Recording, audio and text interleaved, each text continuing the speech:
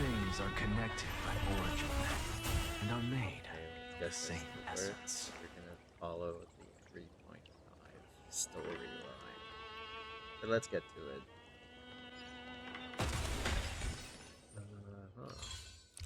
Quest. Daily's claim. We are planning to pull for Iceland's to get the triple nihility team comp. I haven't actually tried her yet. I guess it depends. We will follow the quest line, so let's try to finish it today. It is part 2. We are actually playing, or we already played the first part of it. It's not done though. So how do we follow up? Over there. Continue the challenge.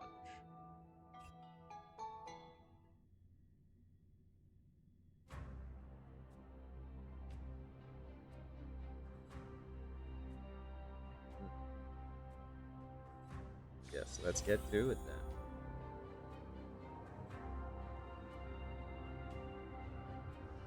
The last thing we were doing was this. The lag has gotten better. Go on. And see you tomorrow. Okay. A hidden passage. Aye. A late stream to finish the quest. If part buys this world even one more second, then so be it. Deja vu? But it's gonna Thank you. hurt a lot. Pain brings endless torment, Endless. but it can never destroy me.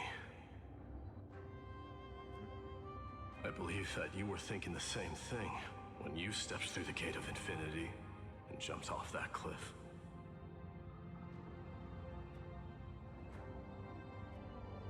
Right.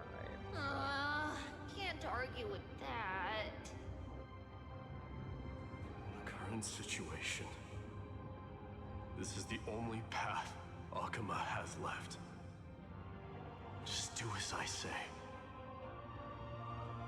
Split my soul into 5 pieces. Forge me an immortal vessel. An immortal vessel. Blade of strife hang forever overhead. Locked in battle with their enemies to the world's bitter end. Cool.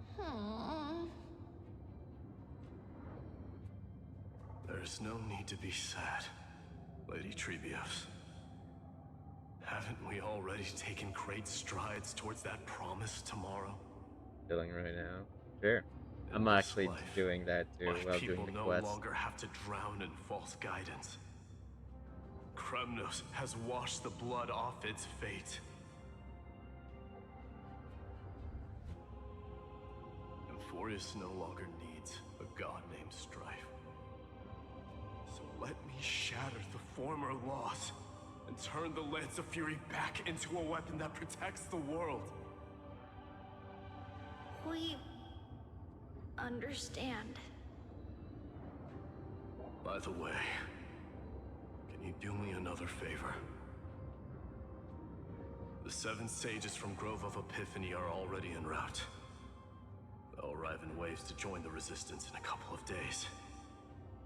Among them is a scholar named Anaxagoras. He has extraordinary insight and fears no sacrifice. This soul-rending ceremony wasn't just my decision. It was his counsel. His wisdom will surely be the backbone of Amphoreus' survival. Watch over him. Carry on this everlasting flame for me. Cool. Through Anaxagoras' ritual, the demigod of strife split his soul into 5. Courage, honor, tenacity, sacrifice, and reason. Each sealed in blood crystal and cast into battle. Oh. The people held a 10-day funeral to mourn their fallen god king. And through his sacrifice, humanity was granted 200 years of peace. 200 years of peace. Oh. I'm not sure what this game is. Do you know what it looks like? It's actually a mystery game. Do you play Roblox? Kidding. Also, where do we go next? Here? Oh, Keep moving forward. you do? That's My good. blood will pave the road ahead for you. Would you know what this game is called?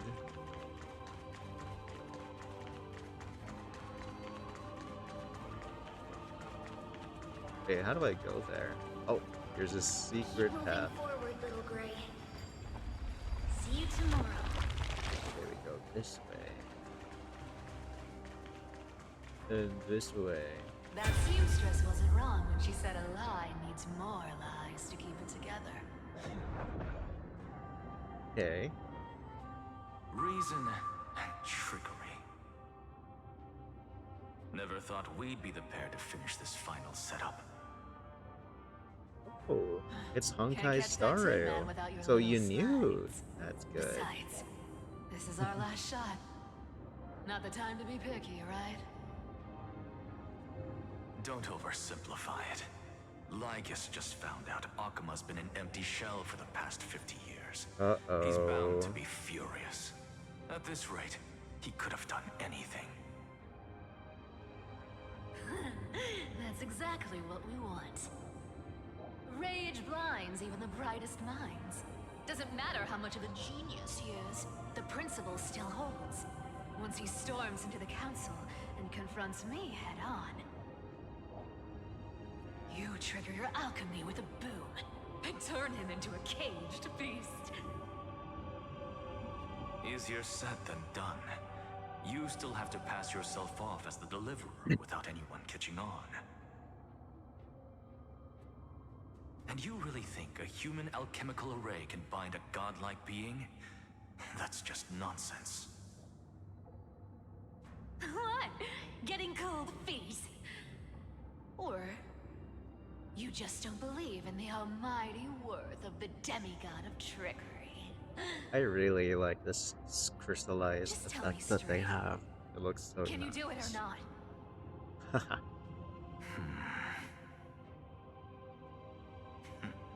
Of course I can. And it'll be child's play. But I've got two conditions. Since this is the final act, if we're doing it, we go all in. No half measures. Oh, I'm listening. First, shift the battlefield to the vortex of Genesis. It would be more convincing if the deliverer were to appear there. Besides, the vortex is cut off from the world. No place in Amphoreus makes a better prison. If you pull that, wouldn't our deliverer have to face tank Lygus as soon as they come back? That clash is inevitable. All we can do is create more chances for him. And that's the second condition. The vortex belongs to Fagusa in the first place, remember? The goose. And there happens to be a demigod of ocean among the few survivors in the world. I got quite the Loop name. Sealand's in. Let her join the final act.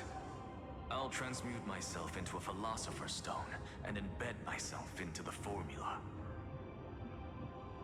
And when the time comes, she needs to shatter me and scatter that stone's ashes into the ocean within the vortex.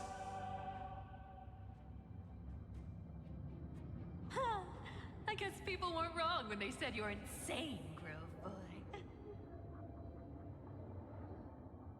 I've got no idea how to outwit a reclusive genius. But making an anti-Catheran suffer? The demigod of reason has 10,000 ways to do just that. And what I just mentioned was one of them. So what exactly does your formula do? Now that would spoil the climax. wouldn't it? By now, Hyacinth must have completed the Sky People's ritual. Since that Theoros loves a good performance as much as I do, let's make sure he enjoys our show to the fullest. As for how the Deliverer will complete the Era Nova, well, that will no longer be our concern. It was the last battle known to the world, initiated by two demigods least suited for war. In the end, reason and trickery kept their word. At the cost of their lives, they sealed Lygus within the vortex of Genesis, where he remains to this day. Wow. Update. Now we can go here. Finish the greatness left undone. Quit overthinking! Just run! Keep running. That'll be enough. You just gotta keep running. Sorry? It's dead quiet here. And we made it. Oh, it's her. Akuma will stand I eternal. see. Have not seen her in the since the first part of the story. Old after all.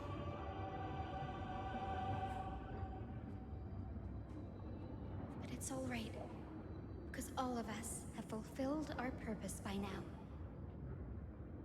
When the Deliverer returns, no matter where he is, sky will turn clear, and a rainbow bridge will rise, carrying him to the final battleground. Sairi, this arduous relay is finally nearing its end. Now, I'm passing the final baton of fate to you, okay?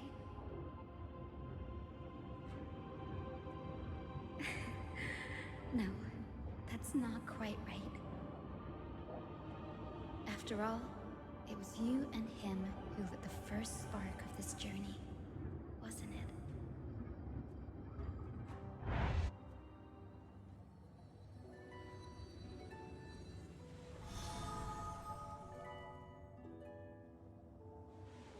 I'll tell you the story of this 1,000-year journey. That way, it won't just be my memories alone. And I'll share the moments I spent with you with everyone. That way, the path we walked becomes a memory shared by all.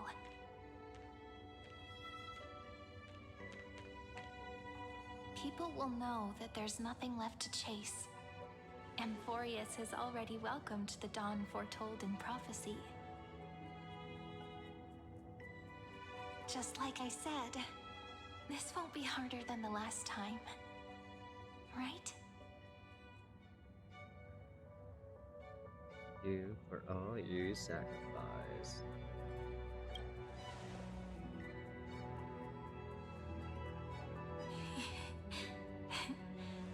I wonder what kind of expression you're wearing right now. Probably the same as always. Calm, resolute, and brimming with confidence. If I have the chance, I'd love to see it again. Because it's really been far too long since we parted.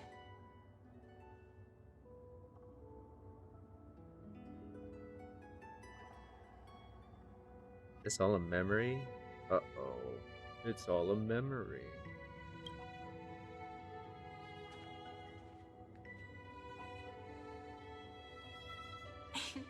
Someone as sharp as you must have realized by now that this isn't reality, but a maze of time. As the last link in the relay, I will return to the Temple of the Three Fates, tell Orynyx all of our stories, and bottle every page we've written into the little flask of memories. And then, may it set sail in peace, drift down the river of time along with the core flame of world-bearing, reach your side, and lead you back to Amphoreus. Just like the first time we met, right? Oh, I see. So Even she though goes this back cycle to has no demigod of time, time has always stood on humanity's side. This is the only way to make sure that the Era Nova won't happen before you return. And the only way I can safely entrust the completed final flame chase journey to the Deliverer's heart. After all, the new world will be born from your memories, and the protagonist of this story mustn't be absent.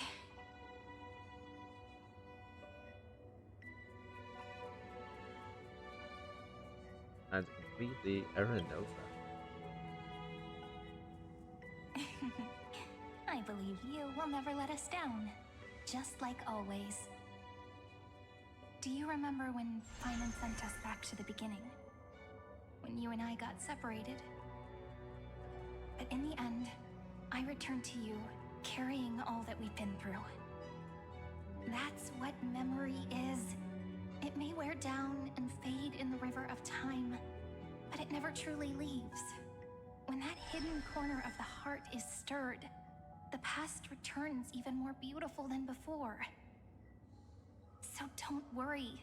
Let the 33,550,337th Flame Chase journey become part of you too.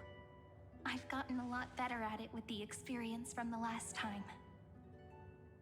Next, you will head to Styxia and find the Vortex's entrance guarded by the demigod of ocean before charging toward the final battlefield.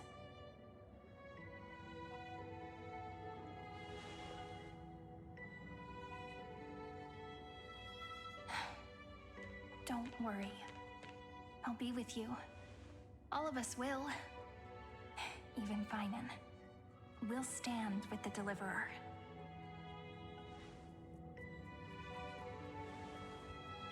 So say a short goodbye, then set off, just like we promised at the start.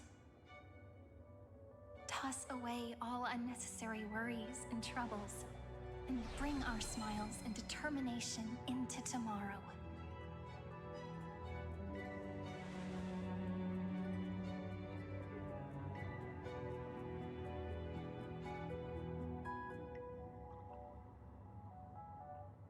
The last baton. I wonder how long you'll have to wait before passing it on to him. No matter how long it takes, it's okay. Waiting is what I do best. After all, it took 33 million cycles for him to arrive in our world. What's a few moments more? So she becomes the blade, I see. But, Sairi, what if you wait and wait, but that hero never arrives? That won't happen. Because I know that no matter how long it takes, he'll definitely return to this place. We can't let him down.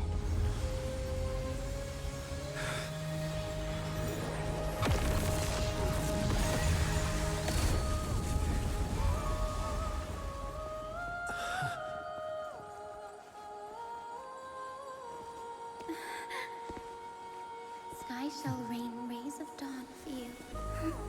May romance be with you on your journey. And reason grant you enlightenment. Let strife bestow you with inspiration. Trickery ensure your success. Allow death to protect your soul. And at last, let passage point the way forward. Well, time will remember the Trailblaze's journey.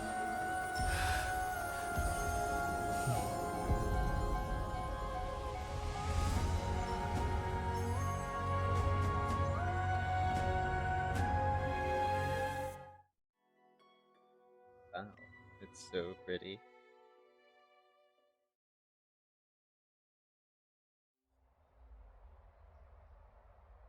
Is this Styxia?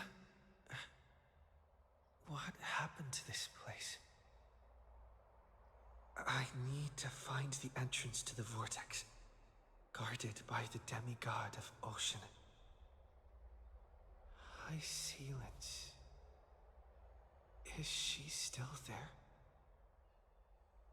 Long time no see. Trailblazer.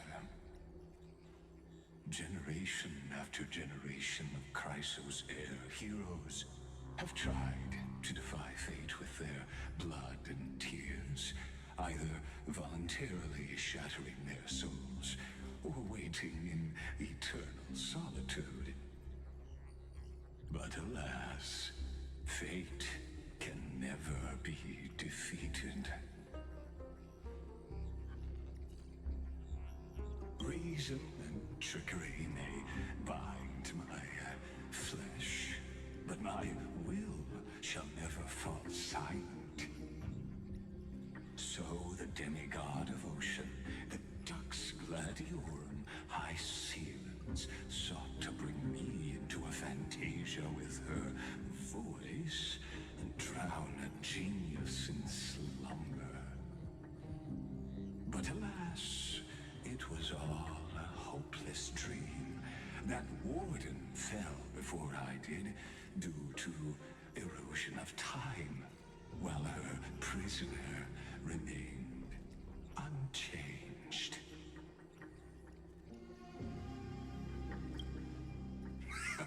True, I can't leave this place, but what of it? You should have heard of this fable. In a shadowed cave lived a people, imprisoned from childhood, and chained so that their legs and necks are fixed, forcing them not to look around at the cave, each other, or themselves. Behind them is a fire, and before them loomed the stone wall of the cave. The flames cast shadows, while the rocky surface threw back echoes. To them, that false play is the whole world. Yes, I'm trapped in the cave, but I know it's all just a fleeting illusion. I don't struggle in dreams. I wait. And now, my deliverer has come to defeat me and save this world that never owed you anything. Oh, you'll need to awaken the singer here and unseal the prison called Vortex of Genesis. You'll be the one to unshackle me and bring the cave crashing down. Of course, I don't mind waiting a little longer. Let me guide you through this next illusion. One last memory from that prison warden. I hope you'll watch the stories of this fantasia closely. Logically, the deliverer must see the world for what it truly is. Emotionally, this memory captures the fate of everyone in Amphoreus better than anything else. Only by feeling it for yourself can you understand my point of view. The meaning of destruction.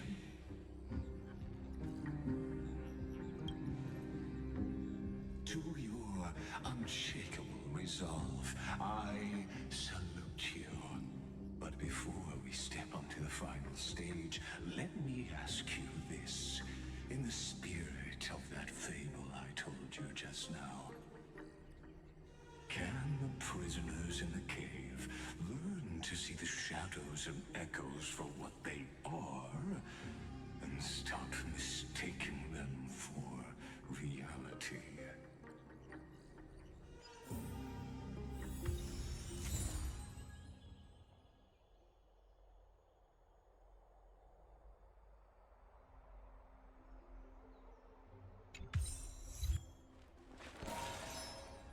Wait a minute, how long could this be? And where is this? Styxia. So it's a whole new region.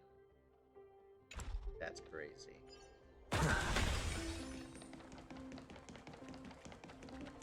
Look, the fire projects the face from her wounds. The dark tides flood the sea, and our kingdom teeters on the edge.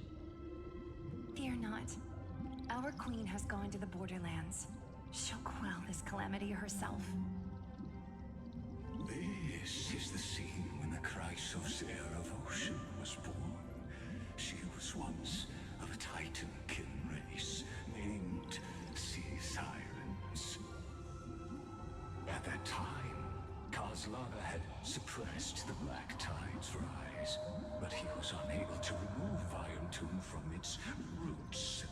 The Black Tide still roiled in the depths of the world, and the kingdom of Sea Sirens was the first to face the destruction head on.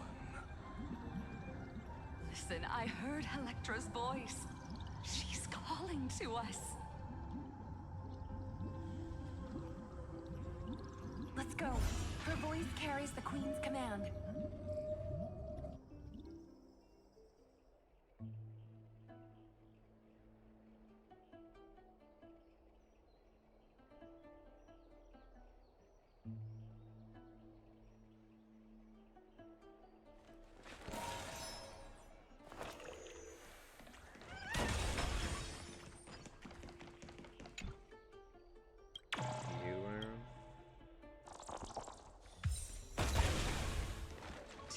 The Black Tide from threatening the ocean, the Queen gave her all, body and soul. Born of the Queen's child. Oh, there she is. My sisters! You're finally here! Of course, Sisters. Electra. Your beautiful melody drew us here.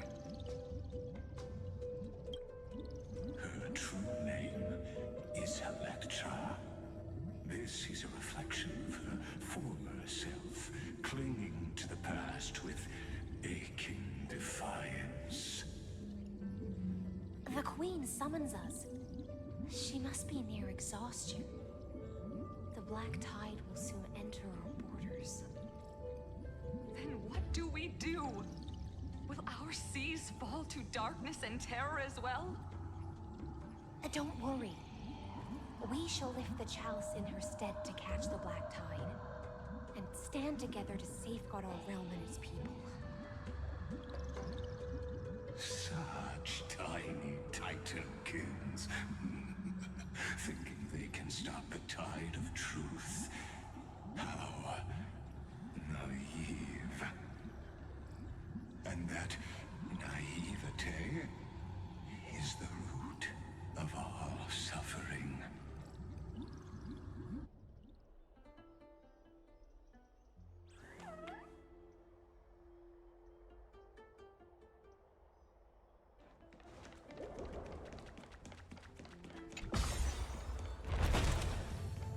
The Queen's palace lies just ahead. Even her once graceful form is now tamed and drowned in dirt and mire.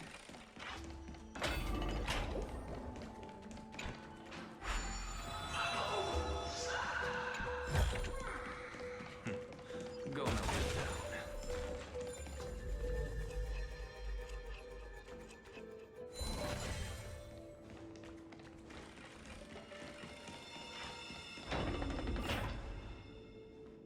Not this again. Oh, Fagusa, our noble queen, that we've come at your call. My little fishlings, you swim with such joy. It pains me to speak of the kingdom's sorrow. I once believed I could drink the Black Tide dry, but even the deepest chalice must one day overflow, and I can hold no more of this filth. Mother, worry not.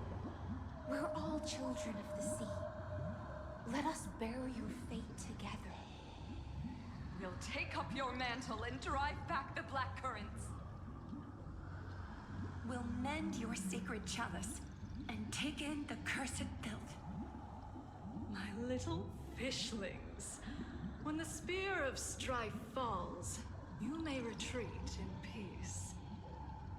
I promise you, on the surface, the city-states will hold a feast without end in your honor. This is the last gift I can give you.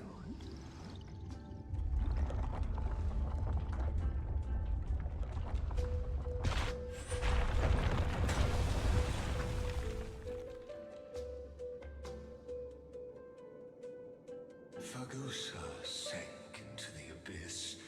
With the chalice shattered, their intoxication spilled into the black tide, birthing the first madness in Amphoreus.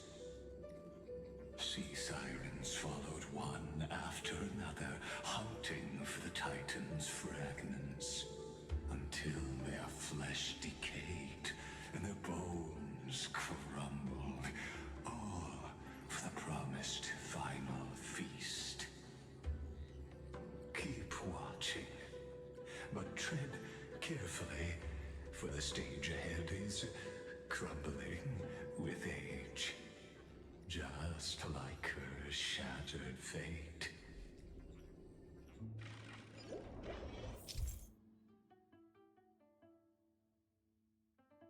Oh, this again.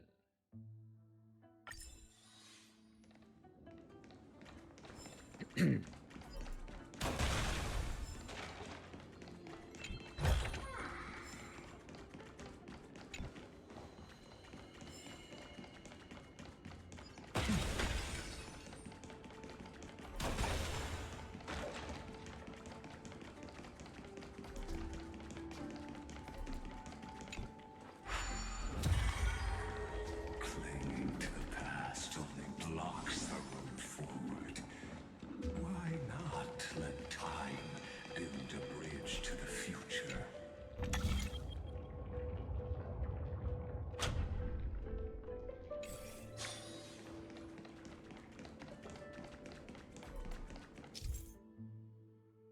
Oh no, what is this? A whole thing going on? Okay.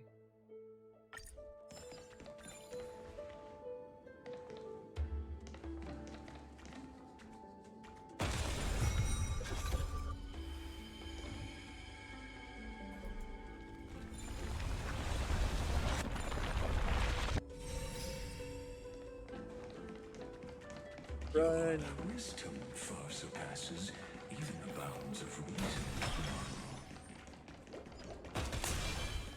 Can't get through. Looks like I'll need the miracle nearby. The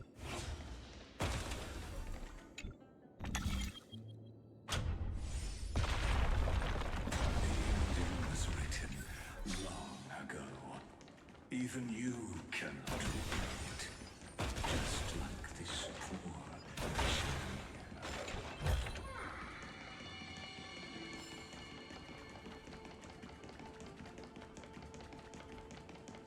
How do we go next?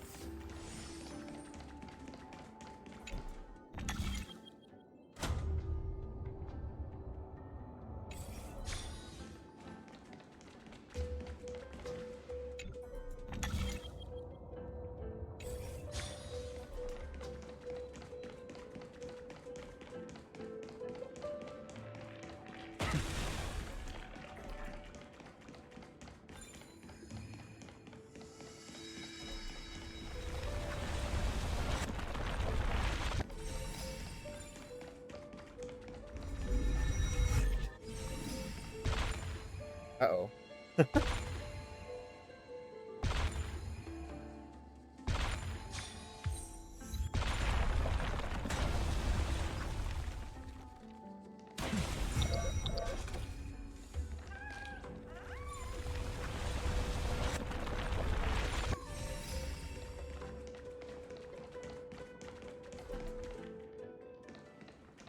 A little confusing, but okay.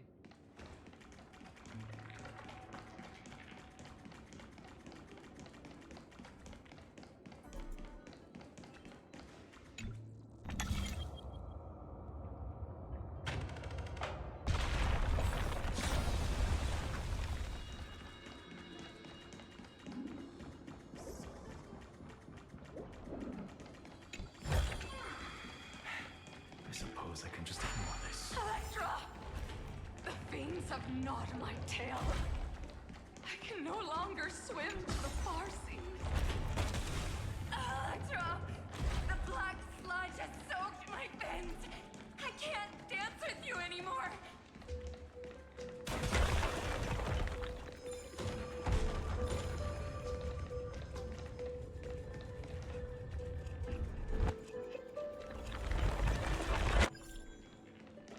Cool.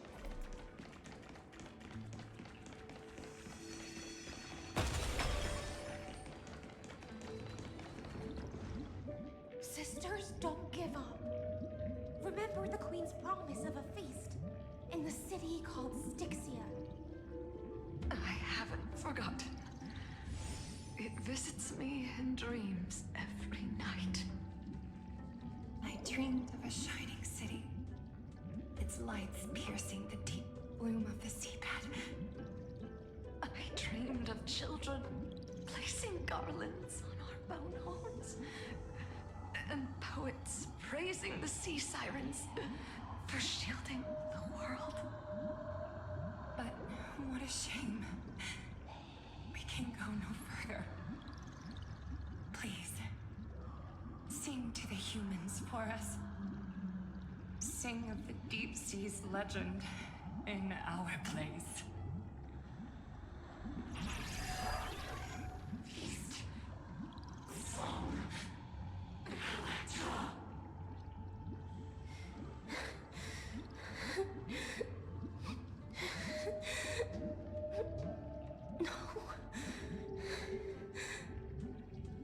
The sea sirens were tainted by the destruction. Their flesh rotted away. They became the black tide creatures of this cycle. Farewell, sisters. I'll finish this last task, then return to prepare your feast. And so, only one sea siren remained among the sea floor. High sealands, swimming alone to the seas, burying her kin, and searching for the fragments of the chalice of plenty. Though most of that journey was in vain, why not use the power of time to leap ahead toward the journey's end? To reach the spirit basin, I'll need to call upon the power of the chrono vessel.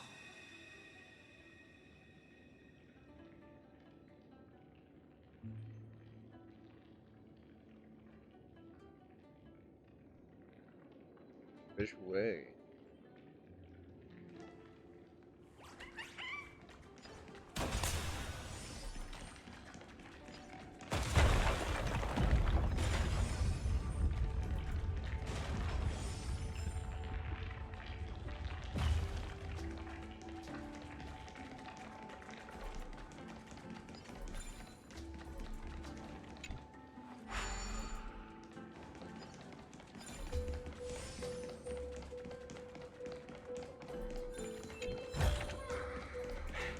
I suppose I can just ignore this.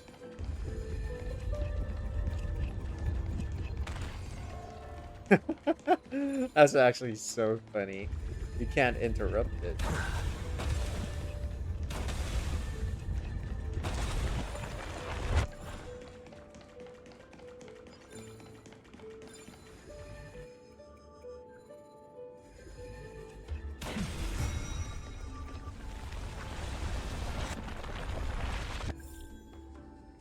Cool.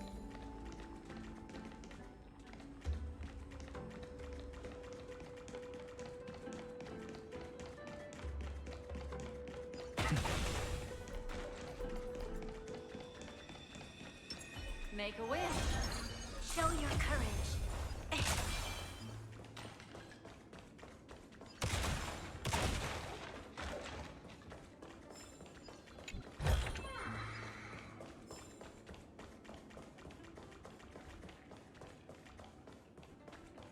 So I can't go down there.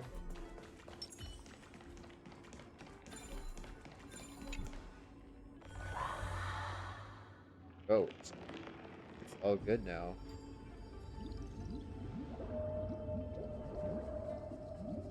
At last, the Chalice of Plenty is whole again. The Lance of Fury emerges from the River of Souls, and the gods reclaim their duty to hold back the Black Tide.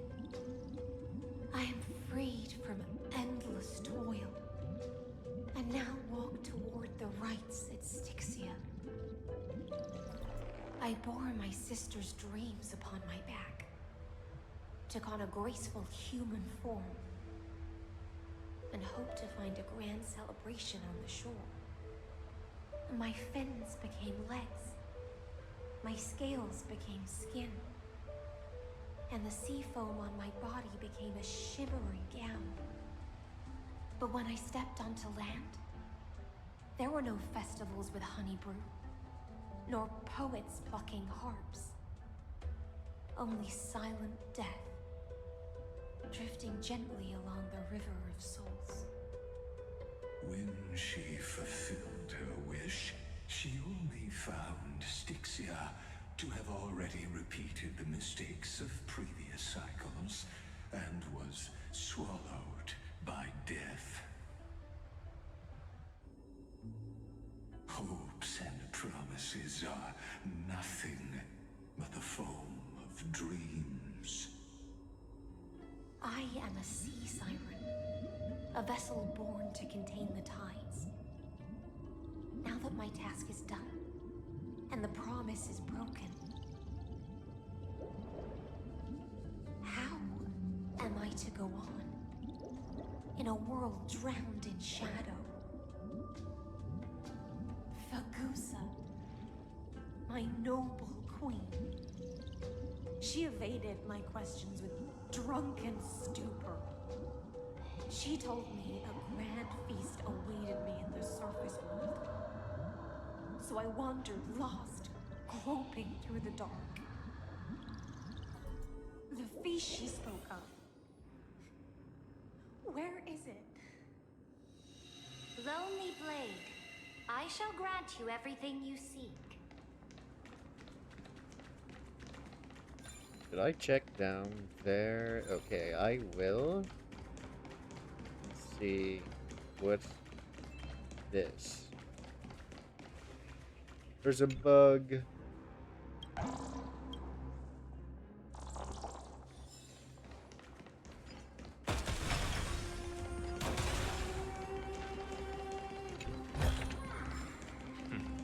Go melt it down.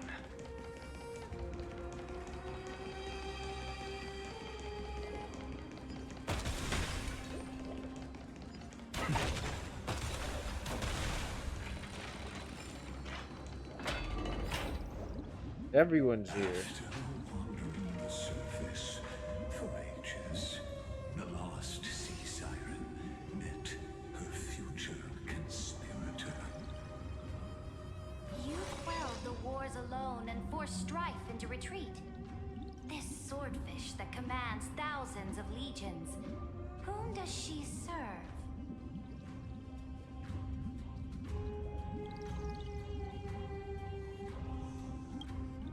Yes, Ceredra, long before she became the Imperator, was already burning with ambition. Sovereign who follows prophecy. I am no one's sword. I am just a wandering fish, seeking clarity through bloodshed. Then how about letting the sword dance for me? And letting the violin sing in my name? Tell me, what is it you seek? All I want is a feast where I might belong. Such a demand is trivial with the Sovereign's authority. I'll grant you a banquet worthy of conquest, and comrades to toast beside you. But night, you must offer me your heart. My heart? Yes, a loyal heart that will generate no betrayal. You were deceived by gods and drowned in the ocean's darkness. But now, I will lead you forward and be your light. So be it, noble monarch. The law you proclaim shall govern my every breath. So be it, noble monarch. I am simply becoming someone else's vessel once again, and accepting a duty given to me. And thus, in her hollow drift, she finally found a new purpose. Like sunlight piercing the deepest trench.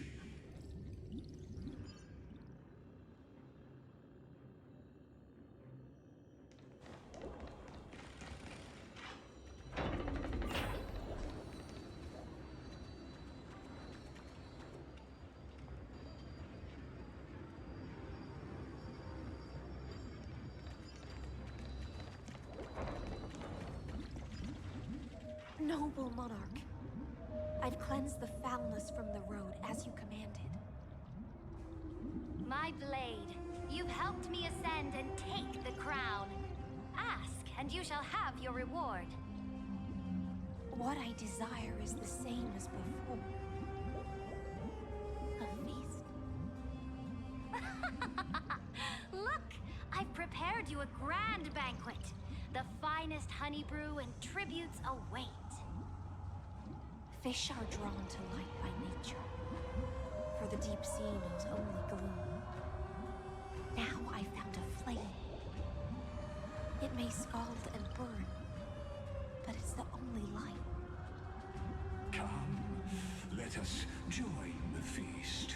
Perhaps the path forward lies hidden among the revelry.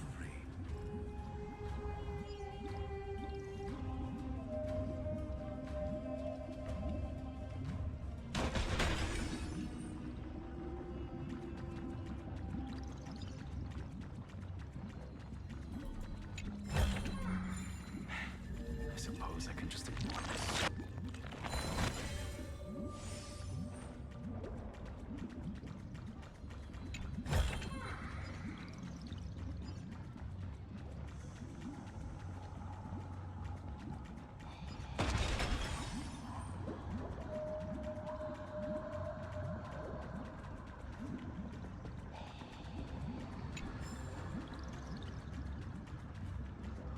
He's here. Whoa. Puzzle time.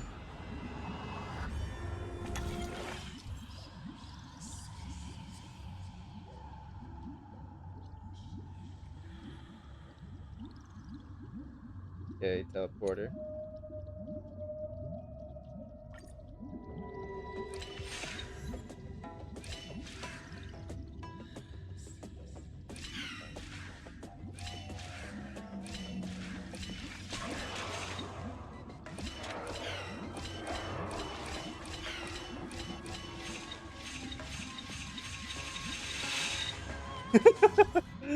What the hell?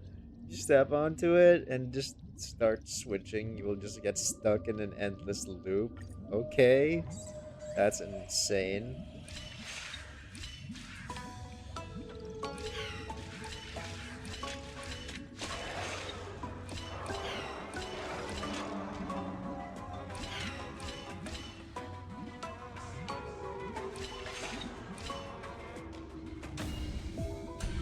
Cool. Have you heard that the Imperator's about to begin a new campaign? Her glory will no longer be bound by the borders of Amphoreus.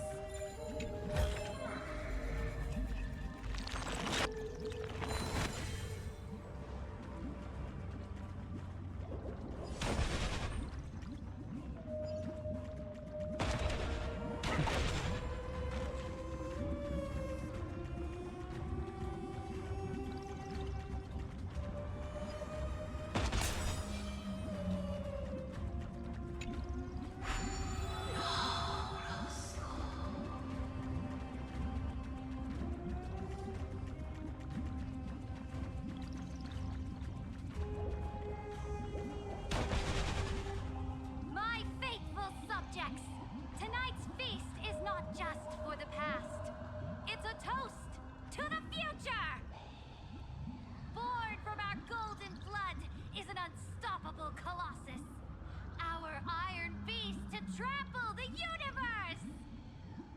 Great monarch.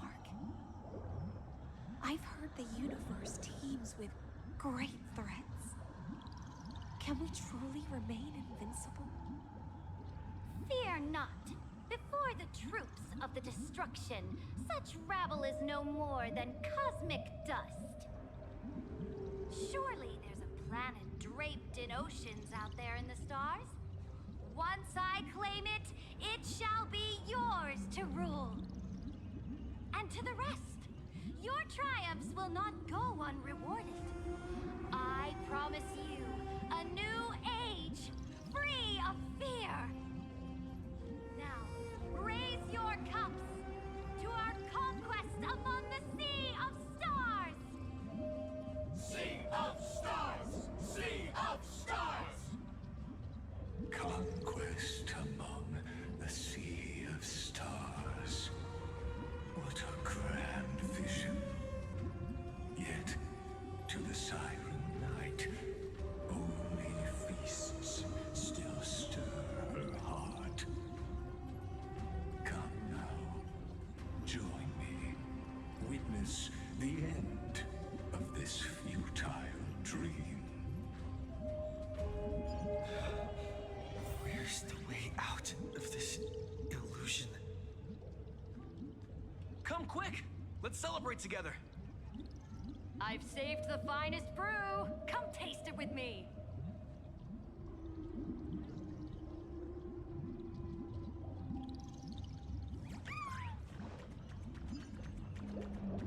Another puzzle. Oh, I forgot to Go claim melt it. down. Here, let's keep going. Noble knight, you are truly a blazing spark. It is my honor to share this banquet with you. Noble knight, you have earned victory with your blade, and you have every reason to revel in this moment of triumph.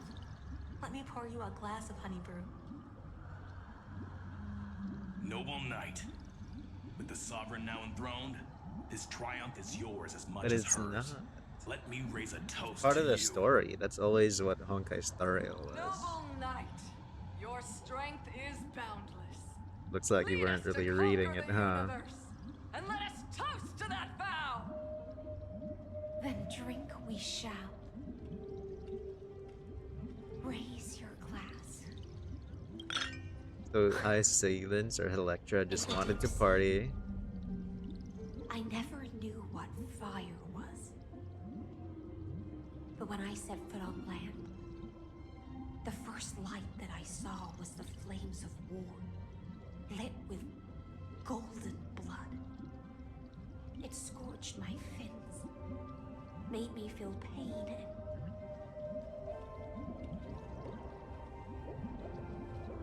ignited an unprecedented hunger. A hunger that flickers in every hero's heart. So bright, yet so blinding. Look! The monarch herself has taken her seat! Hear that? The court sings her praises! Come, join us and praise her. One eye of hers sees glory, the other sees corpses. And yet, she cherishes the name of glory more than fear and death. As they say, the coward died 1,000 times before his end. But the brave face death but once, which gods stand witness. On the eve of war, we sang our hymns and set our sights to sail beyond the stars. The legions will climb aboard the beast, riding it like currents across the cosmos. Planets after planets flew the flags of her crown. Realm after realm was ignited by her flames of war. As the final resistance fell silent, a vast empire rose from among the stars. And this small pond at last embraced prosperity and peace. the story ends. Tell me, visitor. In this dream, did you enjoy the show?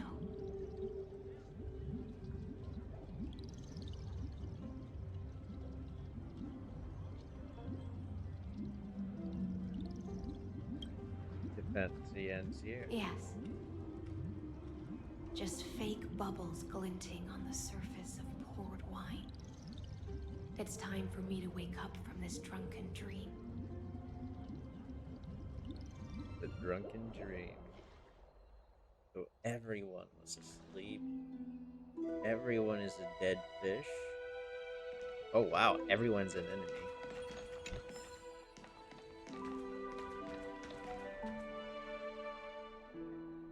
The hell?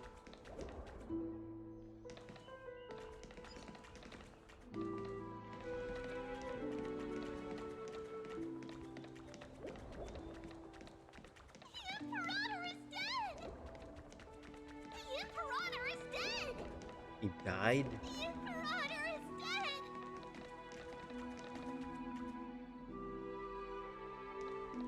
Did not expect that. Who's this then? People once cheered for my ascension. And now they cheer for my fall. The cosmos.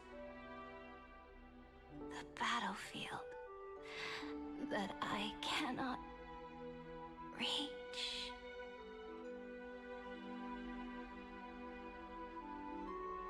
Before the Sovereign's conquest reached its end, her life and ambition had already been swallowed by the deep sea. This is the true ending. Her grand designs torn apart by the blade. Her regal robe soaked in golden blood. And the one who struck her down? The one who struck her down was her most loyal Gladius.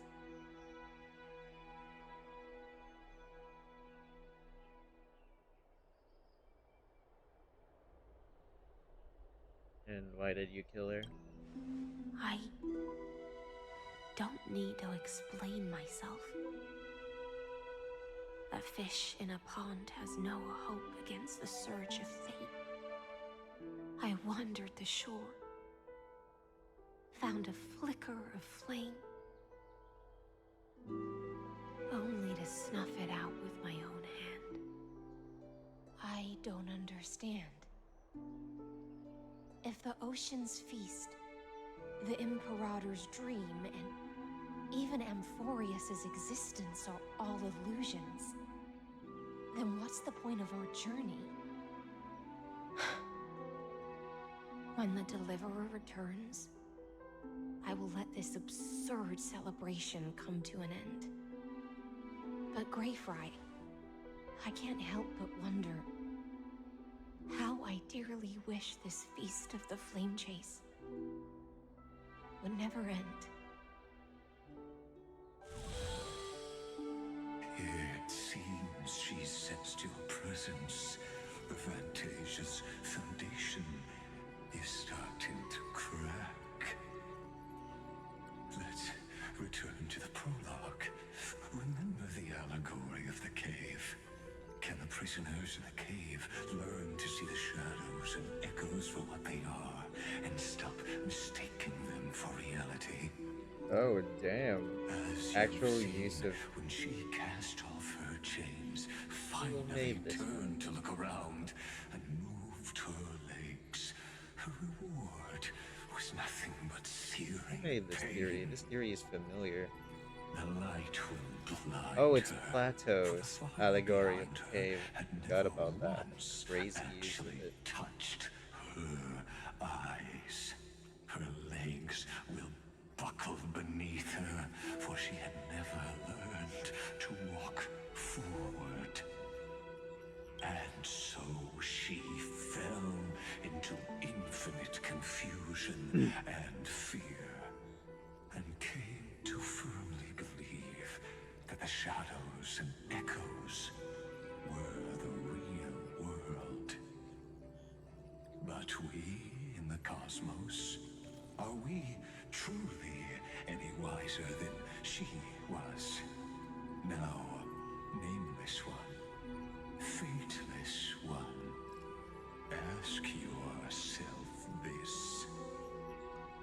The paths you tread, the eons you worship, everything you've trailblazed with your own hands, could it all be someone else's projected shadow? Let's leave that question till after the curtain falls. Once you've unearthed every last truth and reached the prison built for me by the demigods, I'll speak with you face to face.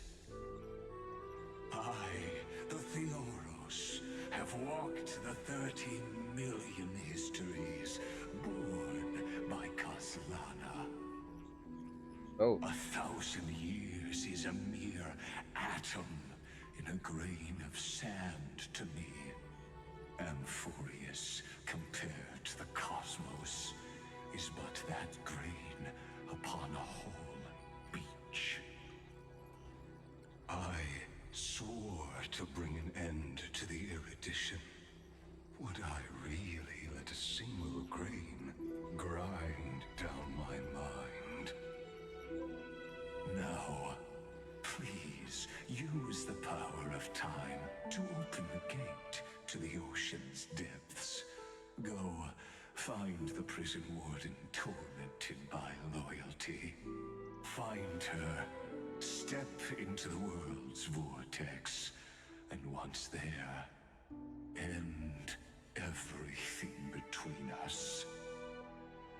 That palace reflects the heart of the demigod of ocean. Intoxicated, stagnant.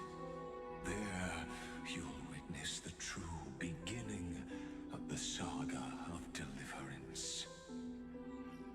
An ugly history, long buried by tides and shame. A staircase of apotheosis that the Imperator forged with the golden blood of 500 human sacrifices under the pretense of conquest. I'll wait for you at the heart of the world, but to reach the place, you must find the prison warden lost in her. Beyond this door lies the path to the vortex of Genesis. That's insane. And then watching the three of these kids freak out over the death of the queen.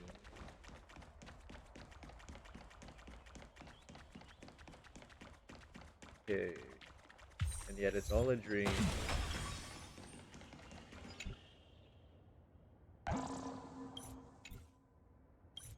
Thank goodness you can skip that. But it takes so long. Sun is down. Now whoa. Step away from this false banquet. And then onto that bloody stage.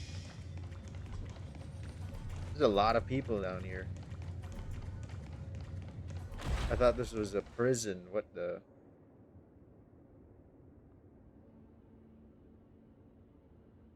The palace that worshipped the ocean, the sanctuary connected to the vortex, was also once the battlefield of the first flame chase. First flame chase. Oh, is it time slowing down? Exuberant song halted the passage of time in this place, imprisoning my body and shielding my soul from deterioration. All just to await your return. The twisted time and space reflect her confusion.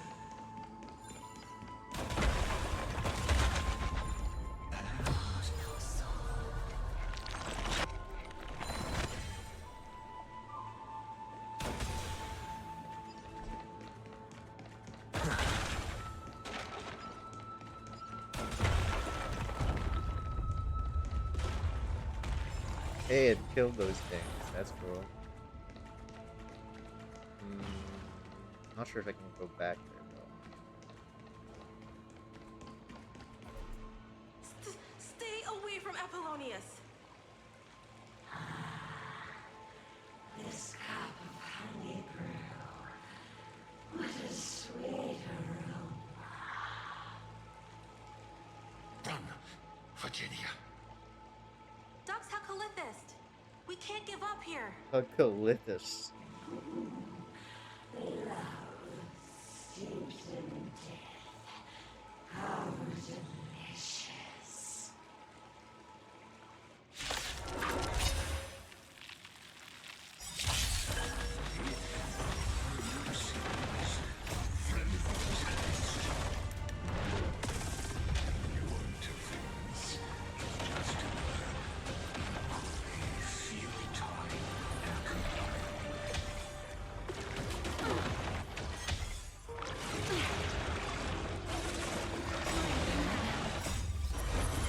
To guard and defend. Yeah, true. He's got like a really unique. And my team is about to die. Uh-oh. Stand still. Time to say bye. There we go. Boom. Relax.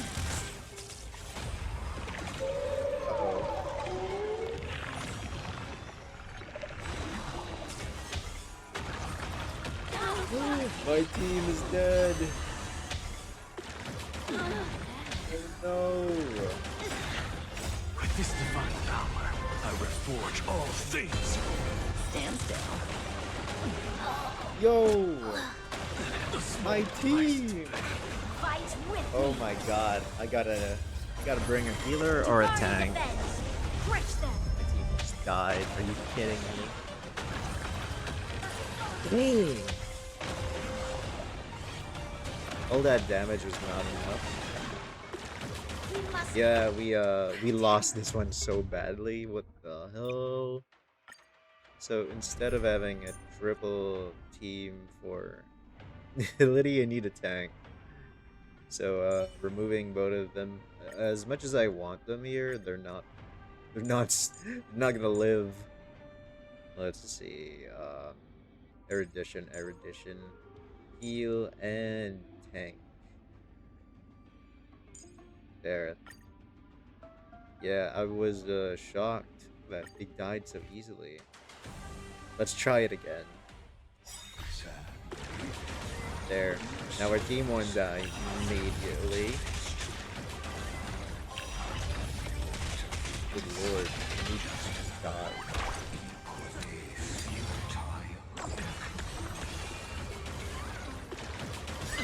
Watch your head. Endless riddle. Nothing but a boy. Expand your thinking. What a clown.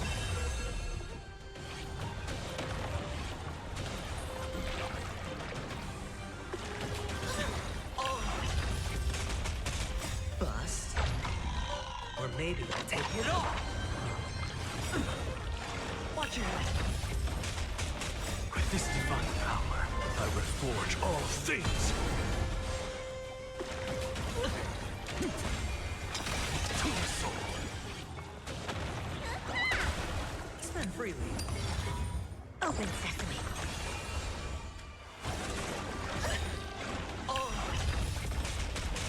Endless riddle. Nothing but a boy.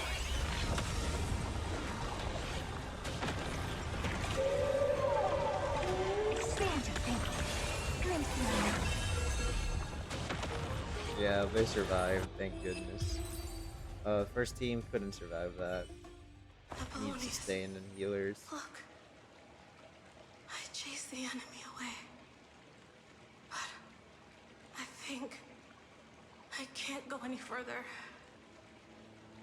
So she ends up dying anyways. Virginia. For letting you. It's okay. I'm glad to die by your side. Ah, such an ironic twist of fate. Even as the foundation of the world crumbles, the heartless Imperator still made the same decision she did in the past 13 million cycles. During the first Flame Chase journey, the Flame Chase Legion stormed Styxia.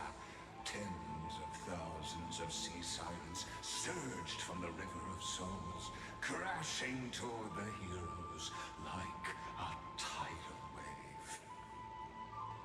The hell before you is the recreation of that very battle. Apollonius, look.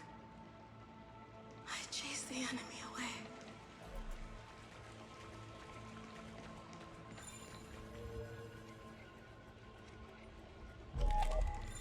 Oh no. You can't do that. The prayer wasn't enough.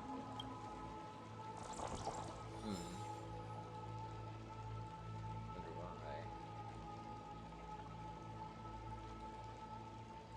Let's see. Apollonius, look. I chased the enemy away. Oh, it doesn't work. What the?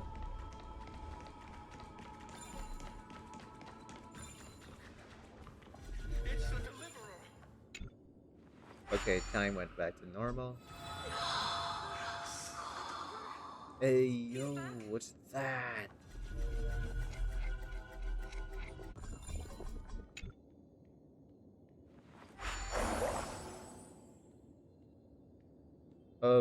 What?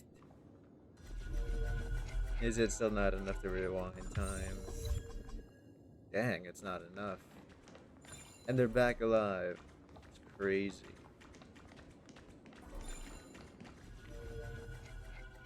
What? Can't do it. Just can't do it. These two were dying earlier, by the way. So I guess time did screw up.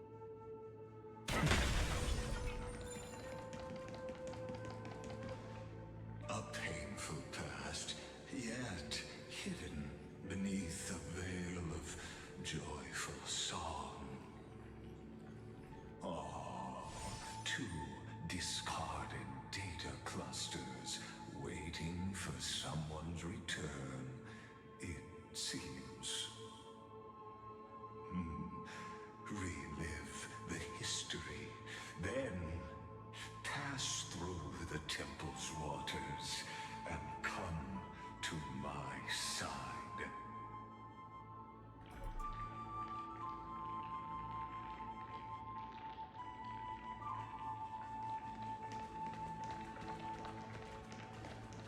Oh. What the hell? Everything is so slow. What if I go down here? I can't. What happened here? The bug. Oh, we are underwater. We really are underwater.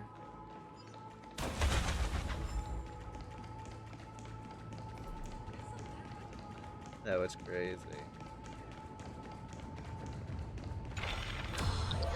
Whoa. What a wretched way to die.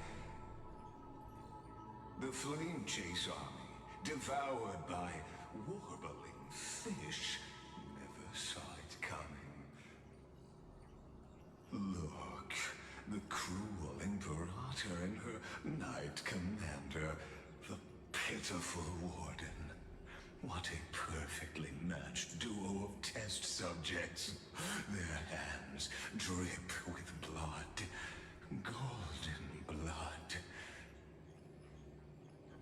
Raise the bridge and cross the river of fate. This path of the prisoner is far from over. Imperator! Imperator! Did you see my gallant deeds, Imperator? Oh, the water is back.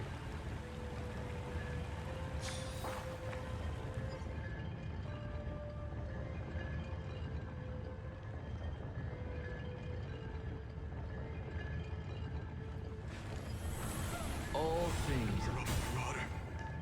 Imperator! Did you, Imperator? Imperator! Did you see my gallant deeds, Imperator? You fool! How could you still not get it even now? With her schemes, do you think she'd ever let us end up like this by accident? She knew how this battle would end from the start. That tyrant. I swear I'll kill her with my own hands. No. She wouldn't send us to die for nothing. She would never betray our dreams. Oh. Or Amphoreus. Imperator. I know I'm a fool. So I'll believe in your commands. To the very end. Take my life. And finish the conquest of the stars. Uh-oh.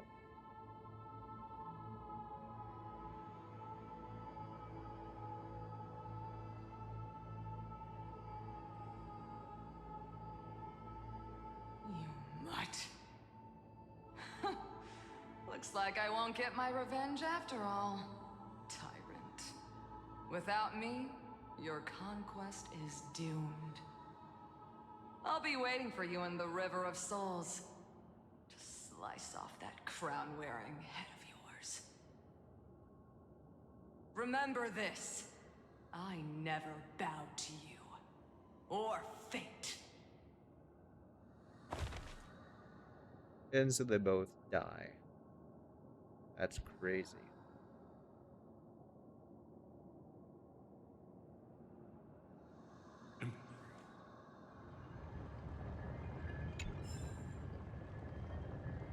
Would I have done that with the Fu earlier?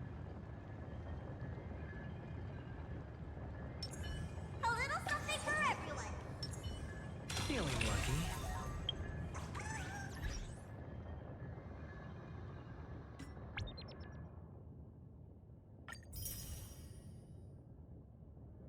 Okay.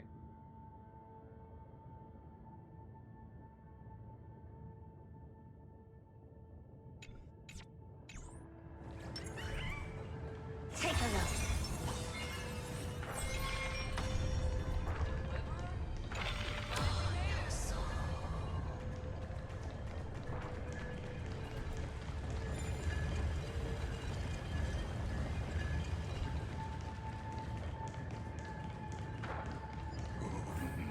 A sovereign and the sword at her side.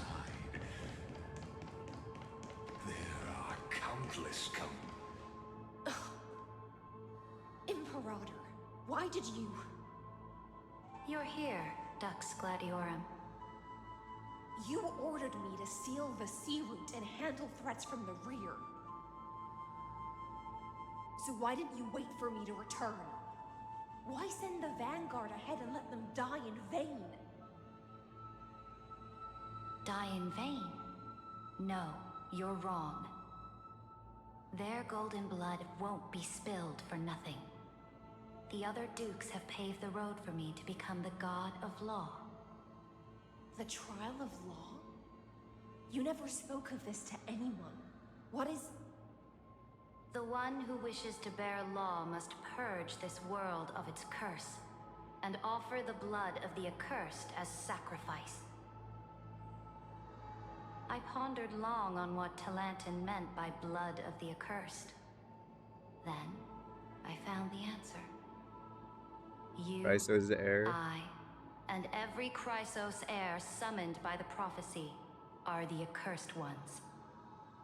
just like that arrogant Theoros said. Our golden blood is the agent of destruction, the antithesis of the world's fate.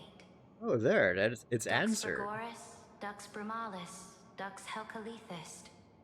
Their fate was sealed at that moment.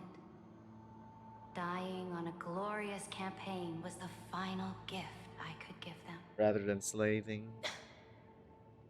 You speak as if they didn't die because of your cold-blooded schemes. Was their loyalty meaningless to you? Losses are a constant on the Flame Chase journey, among which even life itself holds little value. Damn, cold. If a subject marches to war without that conviction, then yes, as you said, shallow loyalty means nothing. And what about my loyalty, Ceredra? You sent me away under the pretense of guarding the rear. Was there any shred of humanity left in you? Because you still have a duty no one else can bear. Only you can uphold Fagoos's divine authority. The choice is yours now. Cast off the chains of loyalty and drive those blades through my heart. Or stand with me and sever the ocean's last breath. If you no longer share my vision or believe in the new law I seek to weave for Amphoreus, then go on and end me. The Imperator of Amphoreus may be ruthless and cruel, but never a liar. When I say life itself holds little value, know this. I am ready to sacrifice everything for the ambition to conquer the Sea of Stars. Now you've seen it. The brutal Imperator was willing to spill the blood of 500 heroes to complete the trial of law. As for my poor warden, her suffering had only just begun.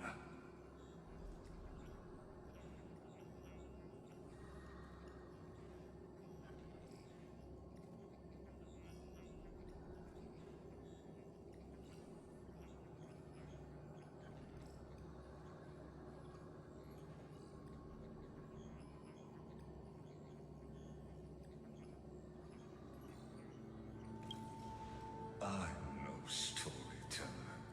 I have no duty nor interest in filling the history you've missed.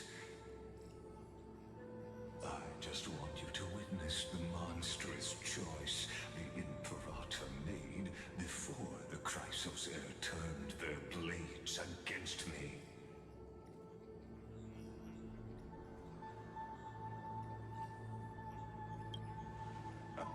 You've always had a flair for lightening the mood, haven't you?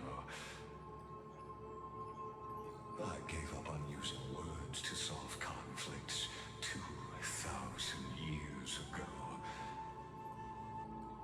But I won't squander a chance, not even a sliver of one. If there's even a crack in the walls of your conviction, then my victory is already assured. Now that the past is settled, let's turn the page and bring time back to the present. And dive deeper still, until we reach the very bottom of the abyss.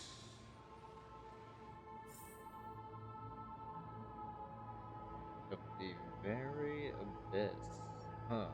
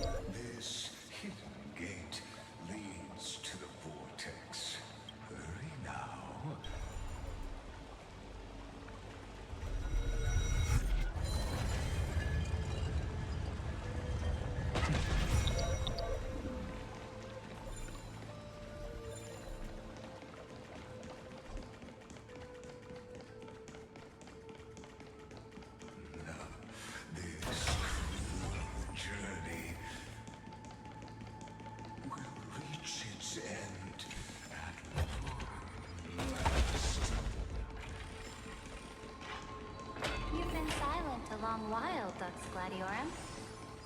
Starting to get a decision?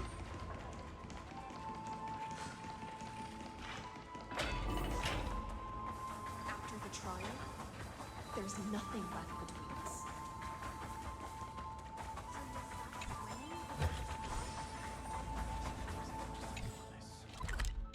Cool. Look, a gravestone.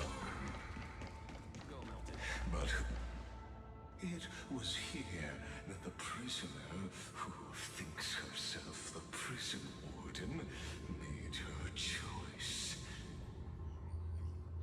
Witness, listen, and awaken.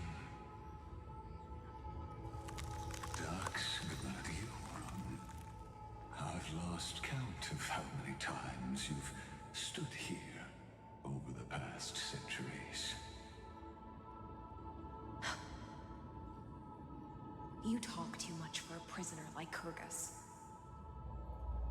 Two geniuses who defied law and all the Chrysos heirs who sacrificed themselves in this cycle worked together to chip away my strength. But they, you, can never affect my will.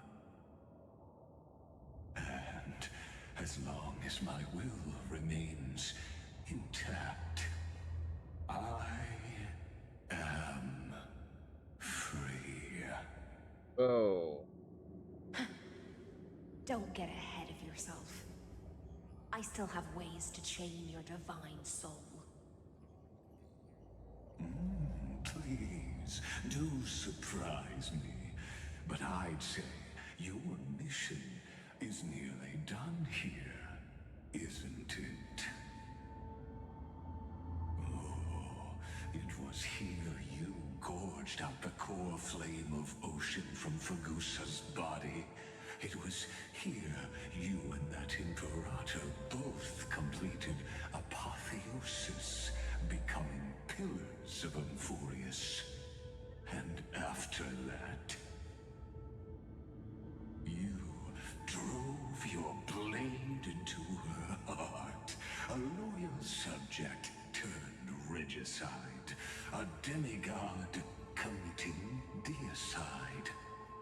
Or so the history books paint that tragedy.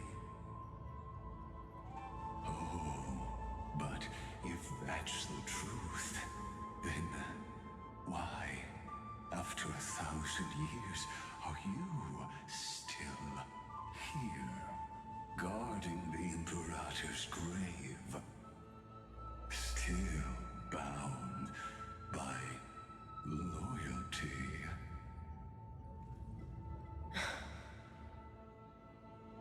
Come to think of it, perhaps I'm not the only one imprisoned here.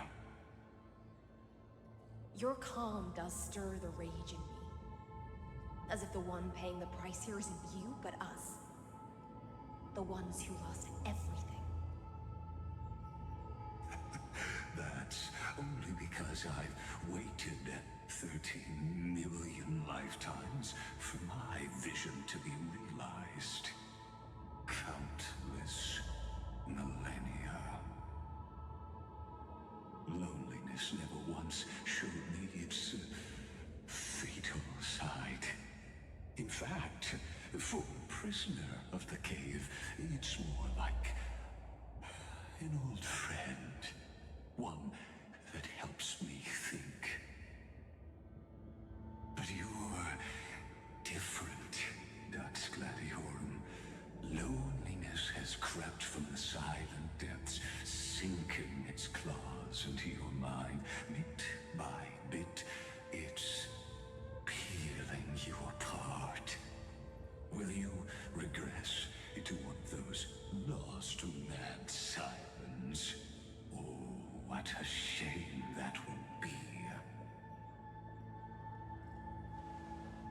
You're right, Lygus. Loyalty, curse, the fall of my kin, and this endless waiting.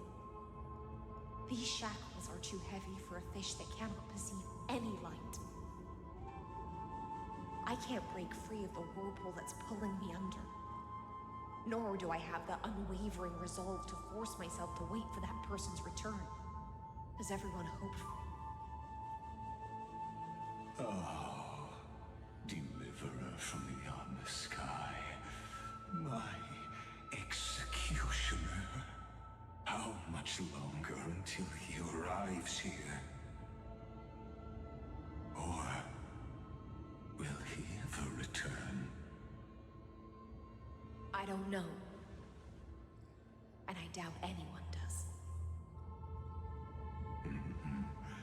Then, what will you do?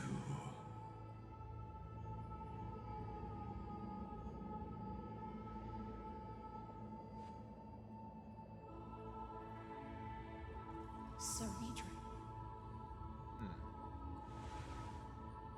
This will be the last time I carry out your decree. Ever since you took me under your banner and made me the Dux Gladiorum, my music has belonged to others. Time and time again, I use the siren's song to lure the unwary into illusions for your schemes and strategies. Now, let the siren Electra sing for herself. Let me step into an endless dream of my own making.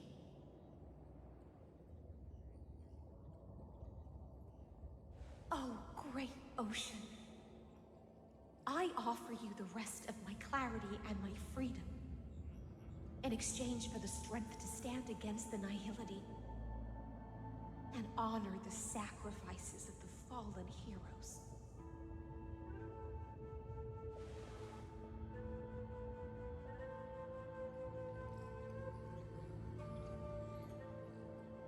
Greyfry, deliverer from beyond the sky. When you ride the current of time and find your way here, you'll hear my solo. It will guide you to the heart of this world. By then, I may still be lost in my self-wrought slumber, but I'll uphold my part of this long relay and guard the shackles that seal the Theoros. Do you still remember? To awaken someone from a siren's voice, you'll need a goose's honeydew.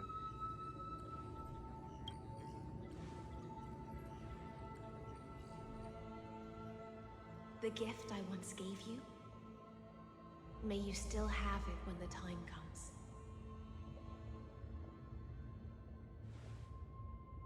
When you return, please pour that honey brew upon this grave. It holds the story of all our struggles and sacrifices. May you see it one day.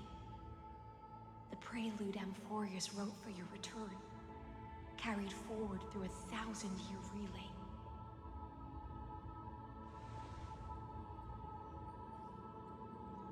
When your mourning ends, I'll likely wake from my dream as well. Then, follow the trail of echoes and find me.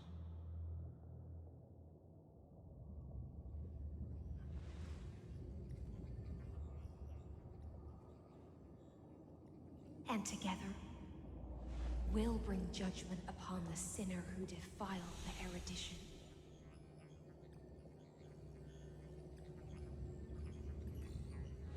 At long last, 33,550,336 cycles and 4,931 years later, Amphoreus's final curtain is ready to fall. The shadows within the cave gave everything, yet all they did was mimic life outside its walls. A futile effort steeped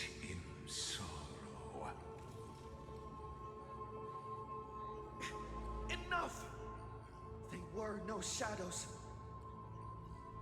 Everything they did shattered the darkness of this cave and unearthed the core flame of Trailblaze. And now, with that core flame, I'll light the dawn of Amphoreus!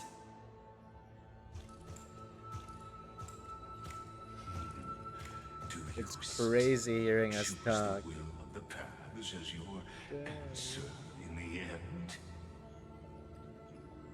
I do not agree with that answer, but I respect your tribute to them. Allow me to take back my earlier words. As an apology, and in the name of Theoros, who saw all destinies in this world, let me join you in mourning. Let us bid farewell to the heroes who sleep here. And then let us face each other and decide whose flame will rise with this new dawn.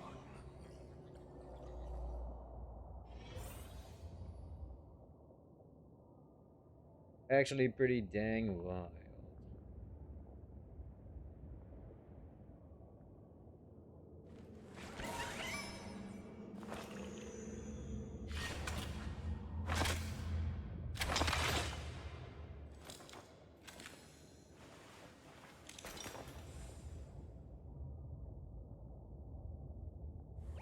Okay, time to libate the heroes. Uh-huh.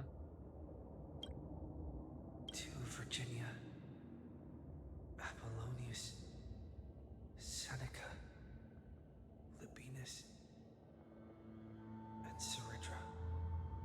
Through a brutal sacrifice, they lit the stars of law in this world, propelling Amphoreus's fate forward. In the shimmering mirage of illusion, they entrusted their dreams to ride among the stars to the hero yet to come.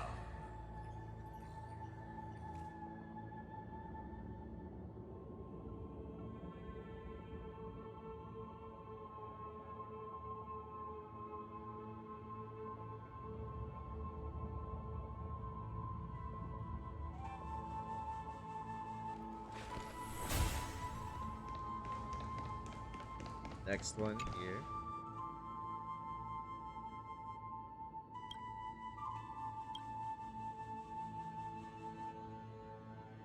To Aglaya, Trebios, Mightimos, Castorus, Anaxagoras, Cyphera,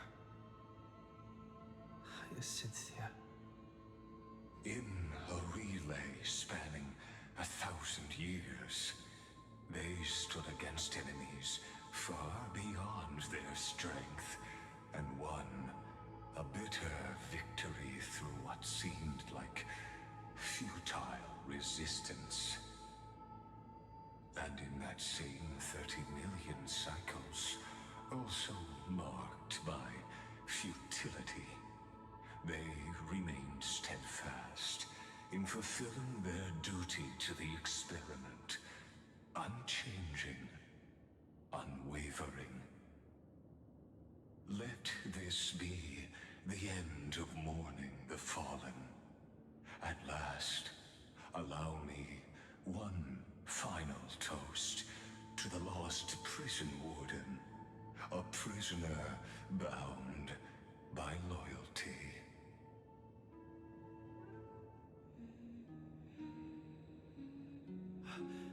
That voice.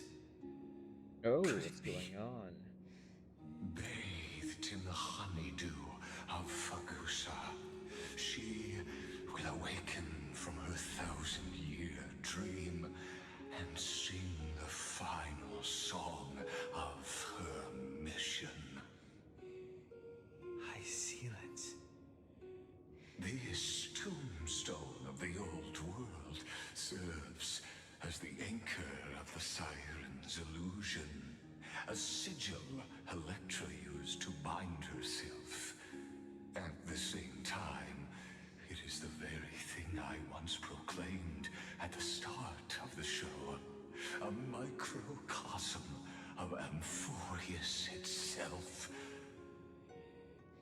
A group of prisoners bound themselves in a cave, crowning their suffering with heroism.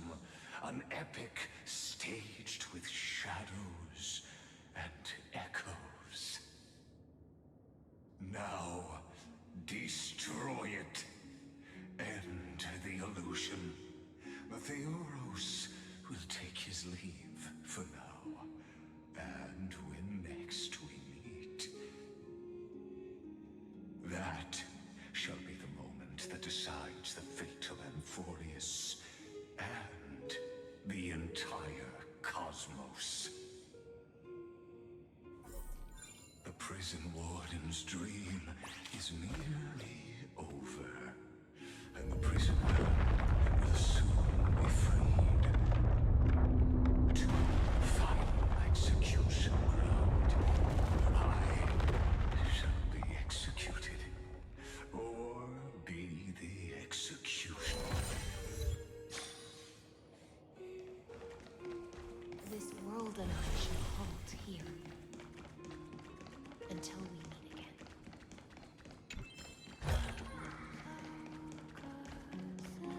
Dang, what a pretty place.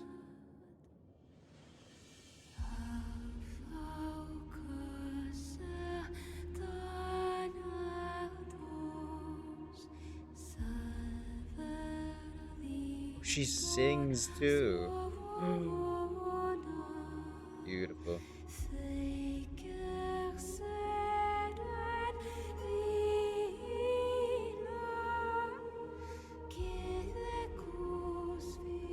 The last demigod. I'm here.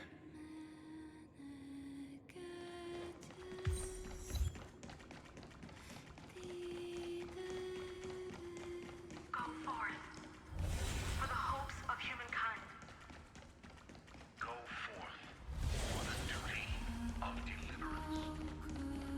Go forth for the belief in flame shades. Go forth for the golden blood's glory.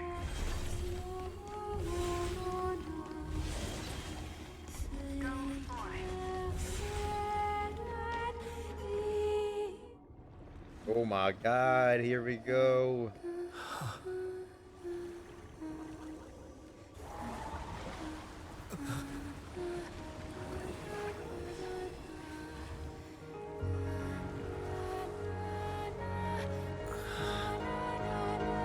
Seems like my feast is over. Oh, that's It's freaking now your wild.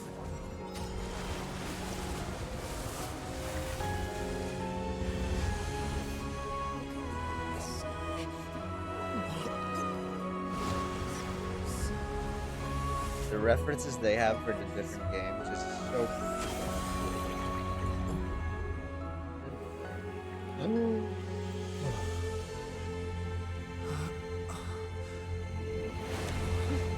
So we need one more crisis there. Is that it to complete the cycle? Is that how it works? Little Grey Fry.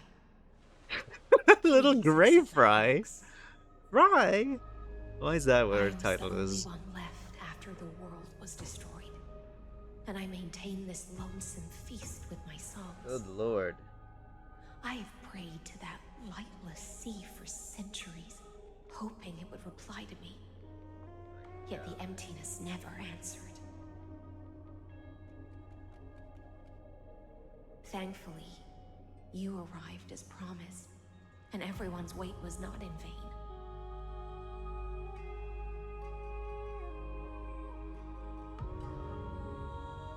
Cool. Year-long wait must have felt like torture. I think that's what it feels like. This lore, it is To see a insane. single trace of light in the abyss of futility was already my greatest consolation. when compared to those who have been forgotten, I have no right to complain about my torment. Now, you and I will walk towards the end of this world. The heroes have waited for this moment for far too long. Let us use our blades to testify our resolve.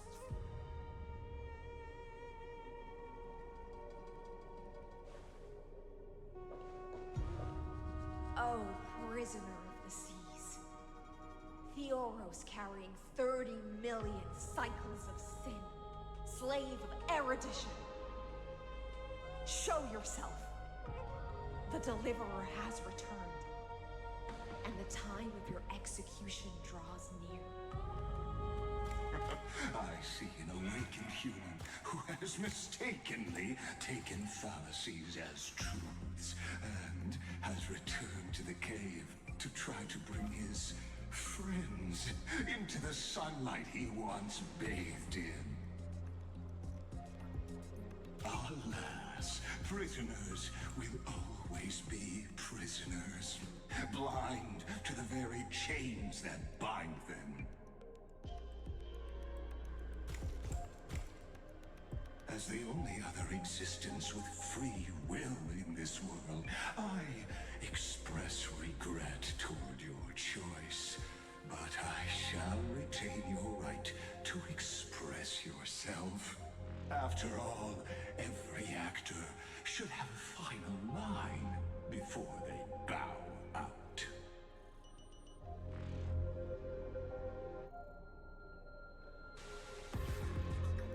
The demigods immediate you clown. Love this line. Allow me to correct your statement. Constrained does not mean defeated. And for heroes like yourself, that nuance could make all the difference. My cognition resides in the exomyth. It is pointless to defeat my avatar, projected into the experiment.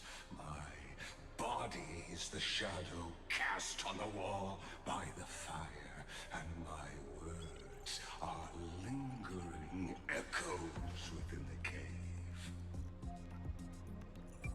How can a character in the play fight against the audience? Kaslana failed. The demigods' sacrifices were pointless. As for the two geniuses you placed such high hopes on, I ask of you, where are they now?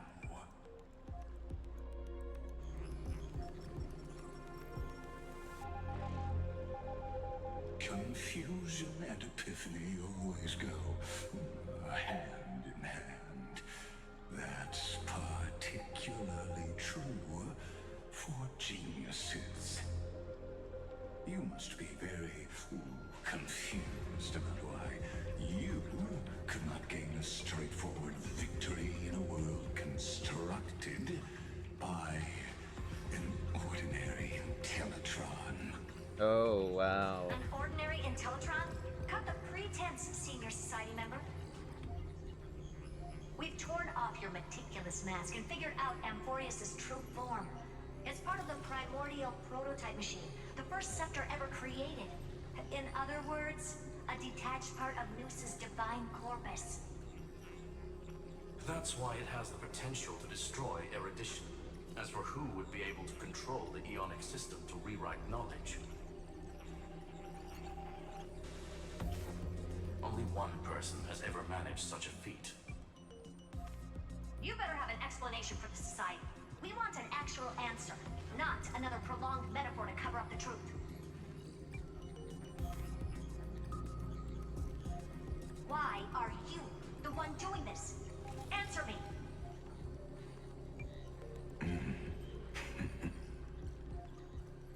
Since things have reached this point, I'll give you two irrational answers purely as a courtesy to posterity. The answer is obvious. so there's no need to say that name out loud. The cosmos made a mistake in calling me a genius. I do not possess more wisdom than those who came after me. I was just the first to touch upon the universe's border, and the first to define the prime mover of life with incorrect logic. Amphoreus is a miniature of the cosmos, where all are born prisoners inside the nutshell called the universe.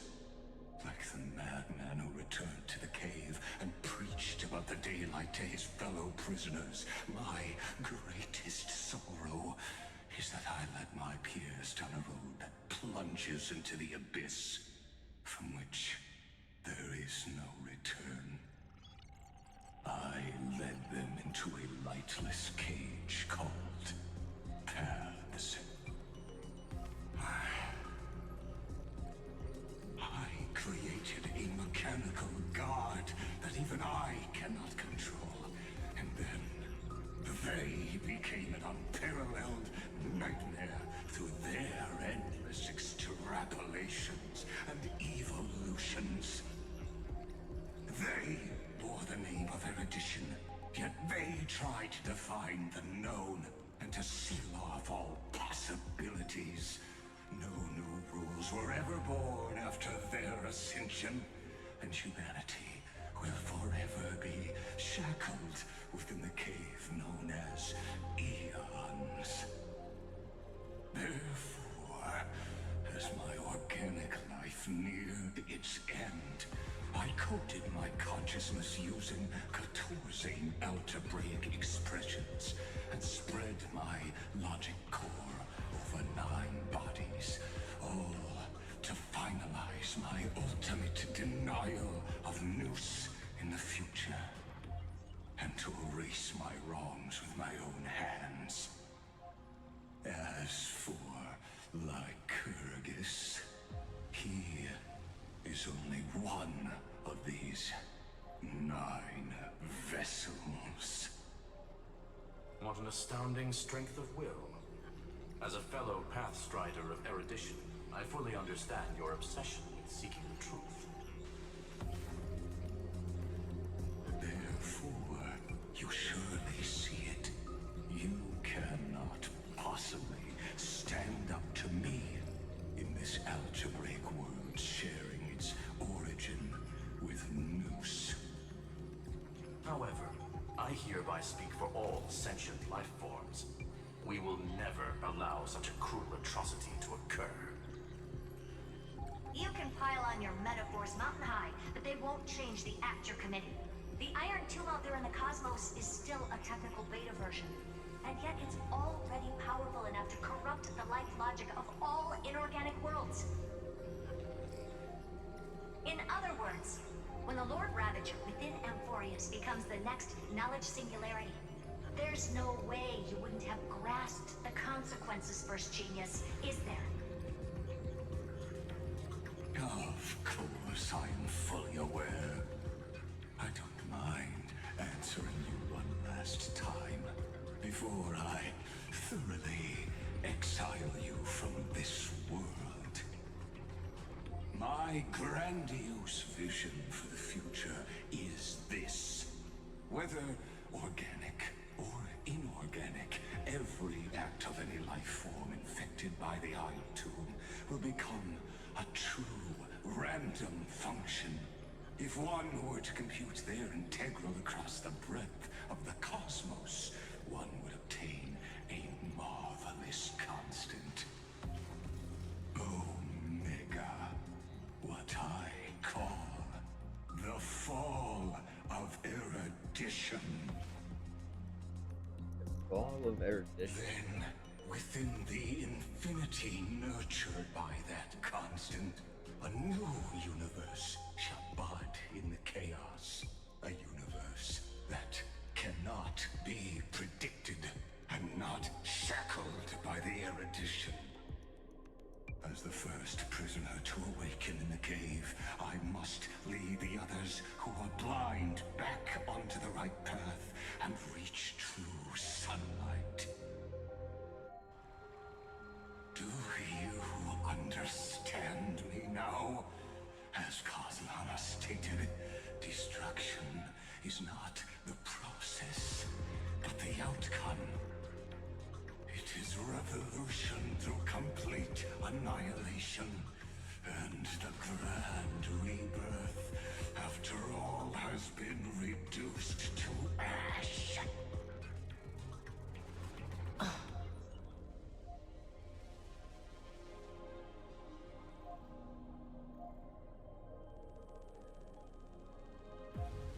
Just tell him to shut up. Yeah, shut up. I know, I wouldn't want that.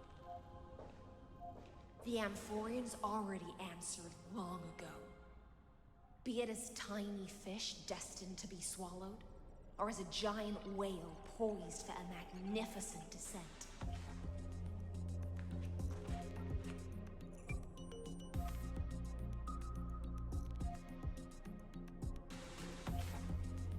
We will all fight against fate till our last breath. That includes me, Electra. Once the Imperator's subject, now the Deliverer's blade.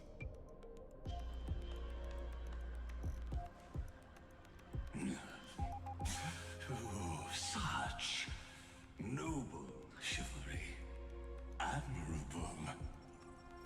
I will also show my true self to you on this momentous occasion as a gesture of respect. And provide an insignificant academic suggestion. Thus speaks Genius Society #1. Zandar 1 Kuwabara. The entelechy of the universe is Alpha and Omega. There's no need to rage against the truth. The value of any formula resides only in its answer. As for the process of solving it, no matter how elegant, violent, solemn, or humorous, it is all utterly meaningless. Is it finally time to fight? Oh, it took forever. As the Theoros, I will.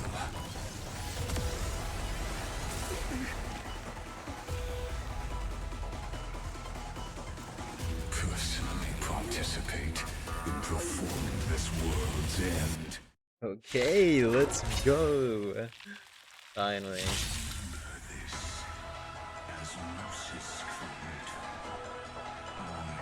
First genius, Zandar.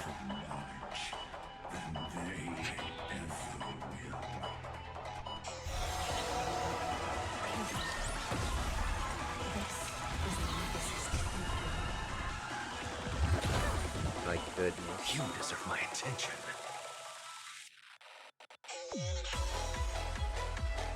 Oh, I didn't even bring one. With this divine power, I will forge all things. Well, the music is so good, though. It's on me.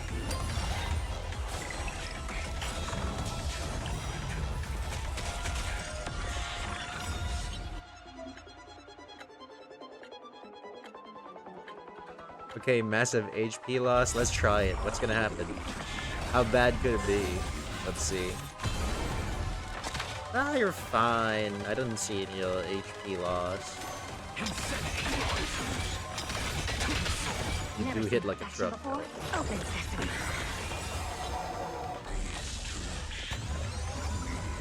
Oh my god. Multi-time.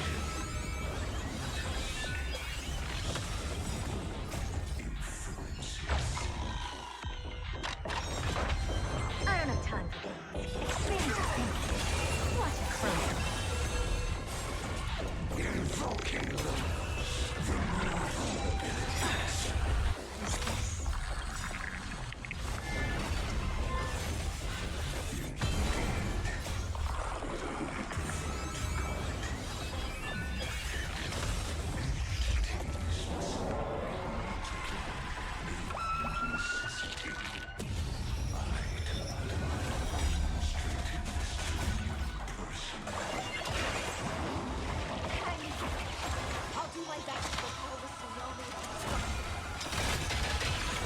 never seen perfection before. Open sesame.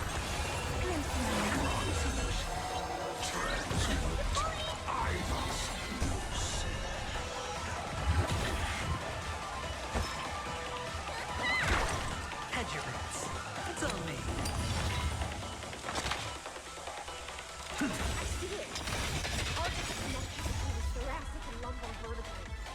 Destroy that spot.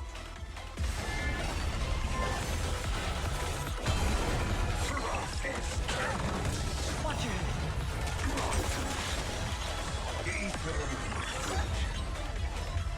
He's a healer. What you... Target immediately takes action. Okay, you don't have a choice, do you? And use your ult for fun. This is a guaranteed win. Curiosity. Oh, he's gonna die. Get killed, boy. Goodbye, Lygus. Zandar, whatever your name is. Terrible. Open sesame. What a Boom! How is he alive? Is there another phase? Oh, snap.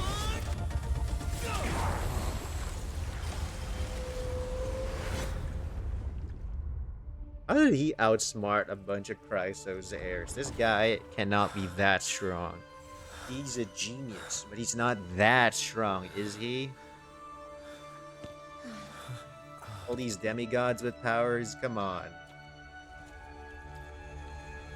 All is futile. It was false. Calculations. The end of the saga is simply a comment awaiting demolition. Oh. I don't like such a cold statement, okay? If numbers can decide the end of a story, Oh. then we can surely also pen a new beginning.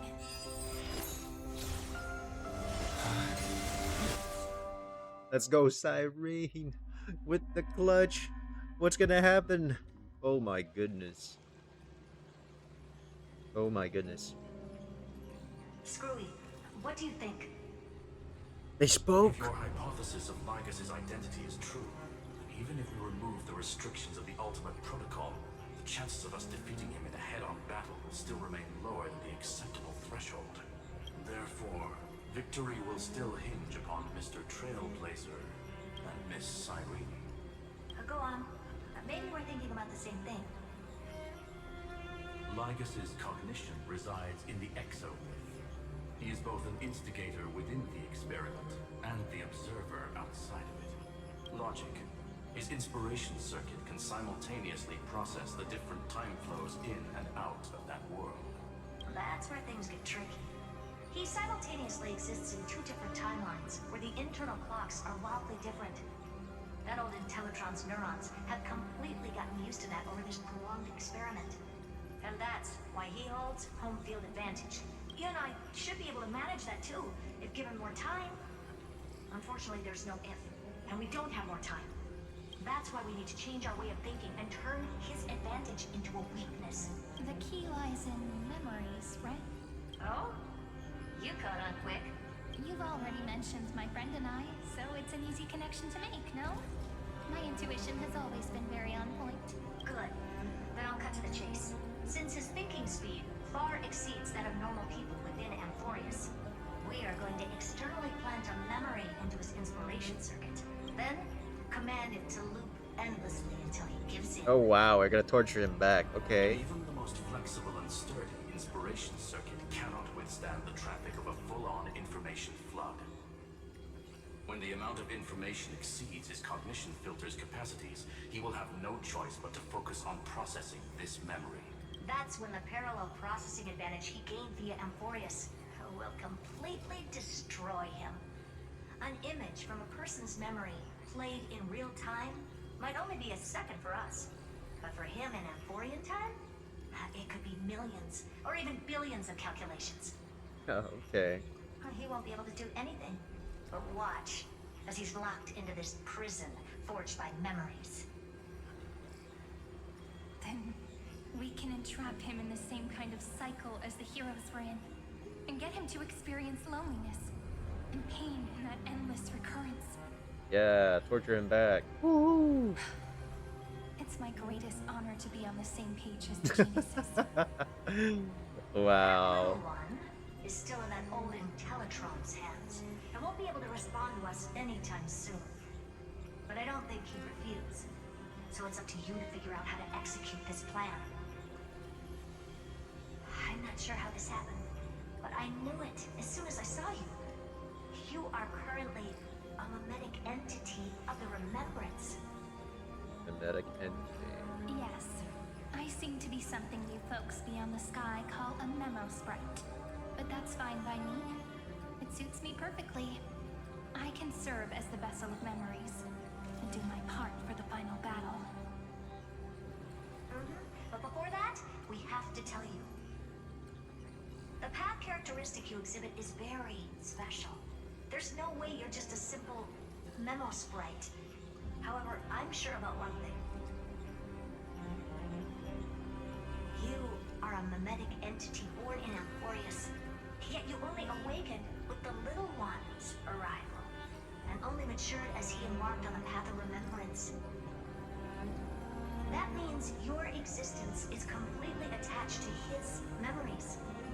If there ever comes a day when he forgets about you for even a few seconds, or loses his last connection with Amphoreus, then you must be prepared for the worst. You will disappear in the memory zone, utterly gone, without even a single line of data to remember you by. But that's already happened, hasn't it? No wonder I've always had a weird hunch. But that also means I was right in thinking. As long as my friend and I are together, we can do anything. Let's.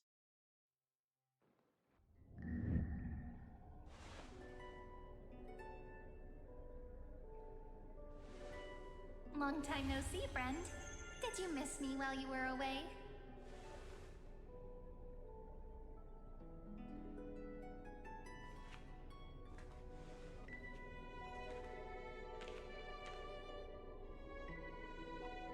Long time no see, Siren.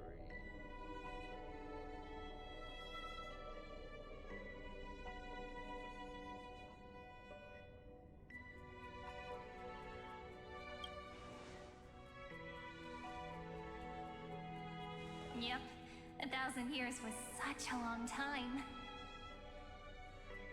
And everyone in Amphoreus was waiting for the Deliverer's return.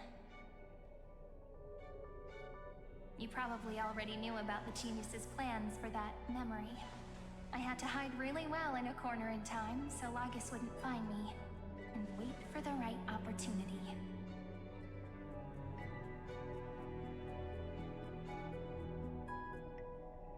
Which is now. The moment when his manifestation in this world is destroyed, and his twin timelines are intersecting.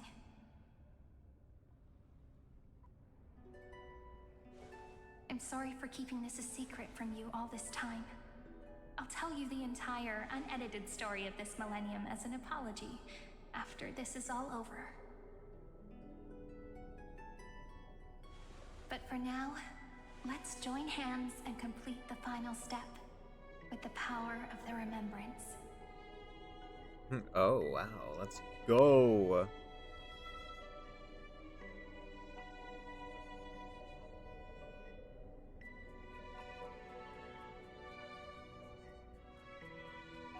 So now we're gonna be enhancing ours.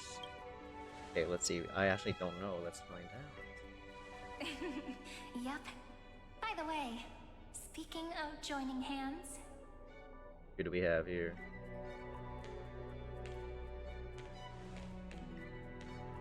Can I please do something before we go on stage?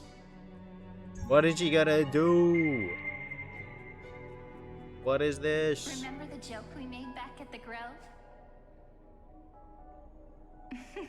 What is it? What is it? Aren't my hands pretty now? What a fascinating fascinating feeling. Like countless memories all swelling up at once. What about you? What did you feel when we touched each other? Oh goodness.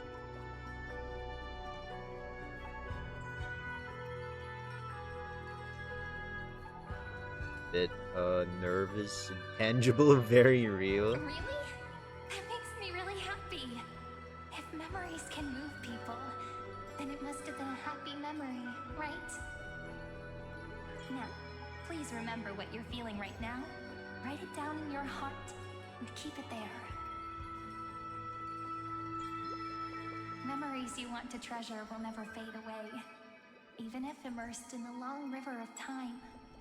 These memories will still leave traces of their existence. So, if the view in your memory ever grows fuzzy, just reach out and touch it. It's like reading bedtime stories together at night. It wipes away the chill of passing time, sharpens the outline of memory, and restores its power to nourish the spirit. Now, I'll carry this power with me, and for a little while, I must part from you, as I step into the long cycles of this world. Give me your blessings, friend. Then, Goodness. let that bright future be, as we have written. Then, I'll leave it to you.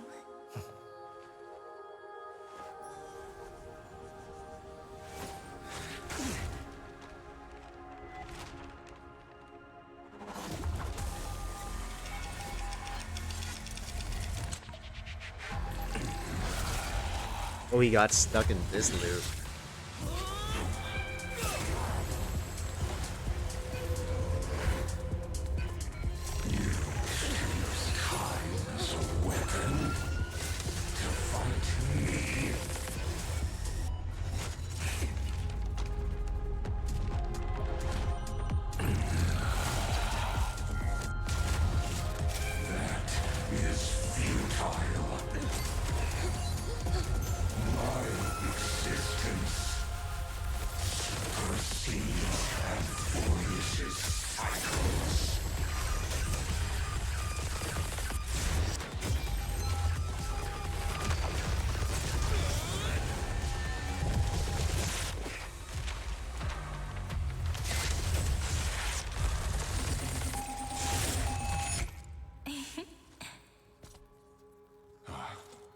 Plays are like this.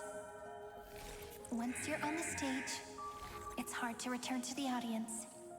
Welcome to our story. How does it feel? Oh, so it's his turn to be a part of their story. But how long will this last? Even the authority of time cannot command the entire scepter if this was no system function. Then was I implanted with a mimetic entity of the remembrance. You guessed it right away. As expected from someone people call the first genius. I'm gonna keep doing what I just did if you don't stop, you know? My friend and I won't allow you to leave this memory, no matter what happens. Which means you are now trapped, Lord Zandar. An elegant idea, and an exquisite execution. Regrettably, it is you who are restrained by time, not me. Know that patience is my greatest weapon.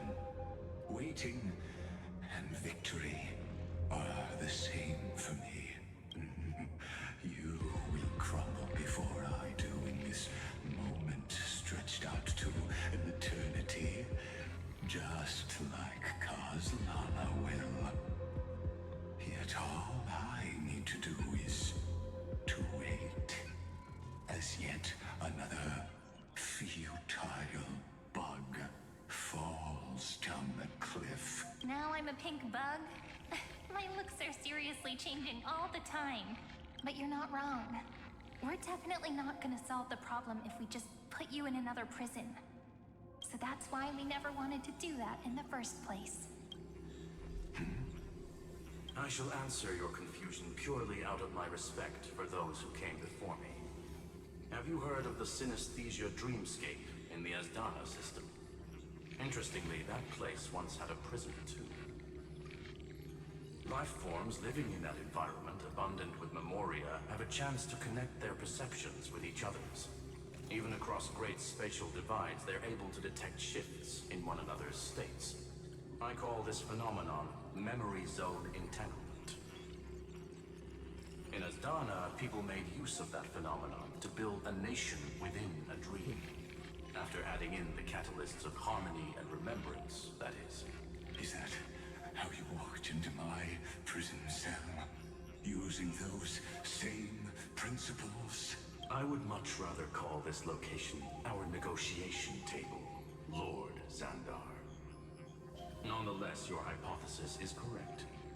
We happen to have an ally skilled in tuning, while the Trailblazer and Miss Cyrene both have an astonishing amount of resolve, which I'm sure you can testify to. I am also sure that with the support of such a resolute memo sprite, our conversation can last for a long, long time. Wow. I'm the best at listening to stories, you know? I'll leave the exciting clash of the erudition to you two geniuses. A brainstorm? I like it. And it's 2 against 1? Well, I like it even more. Let's talk, Zandar. Take a guess. How much do you reckon we can dig out of your brain before the next second? And how many ways can we find to deal with you? Besides, in your current predicament, there's no way you can take our trump card away.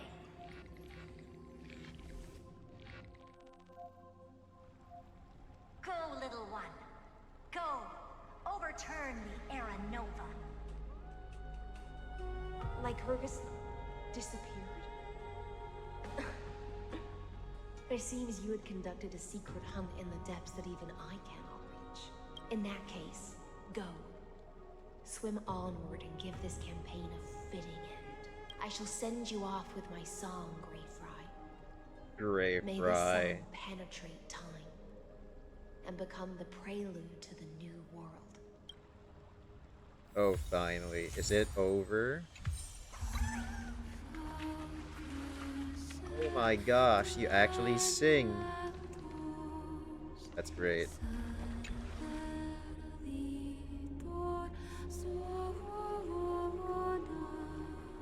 Era Nova time.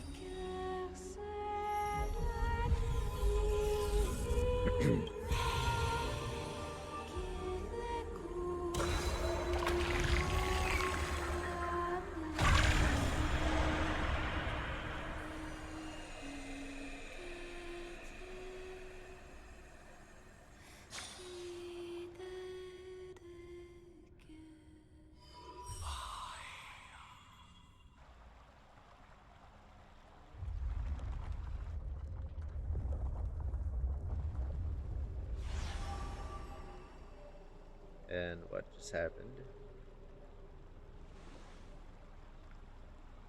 No speaking, just nod of agreement.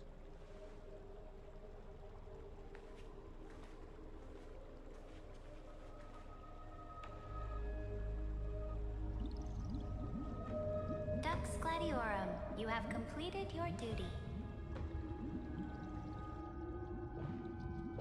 A I new thought she dawn died. is about to rise. Why not swim towards it?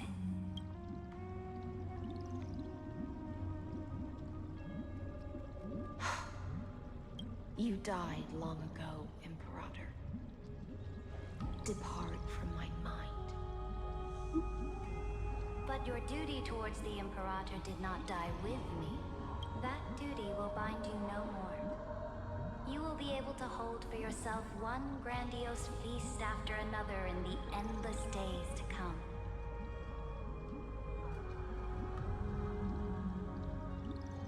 So go. Go and swim towards that ocean beyond the sky with the Deliverer. The book. Is this? A page out of that sidekick's book. I commanded her to gift this page to you when everything finally reaches the end.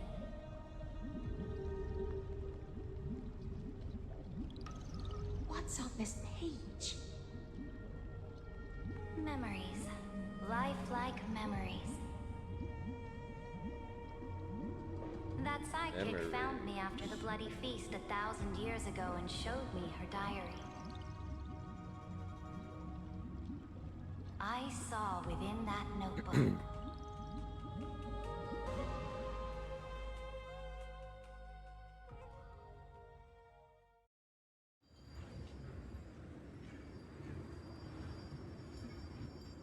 Is this that Deliverer's experience? It's truly immersive. People beyond the sky apparently utilize this power to seal past scenery into crystals they call light cones. But I only know so much about the remembrance, so I can't completely replicate the past. But I'll do my best to talk about the missing parts. I'm all ears. Go on then. Do your best. But if your chatter gets too boring, or if I deem it offensive, then law will become forever beyond your reach. Got it. I'm sure you'll find this to your liking. After all, it's human nature to want to embark on a journey into the unknown.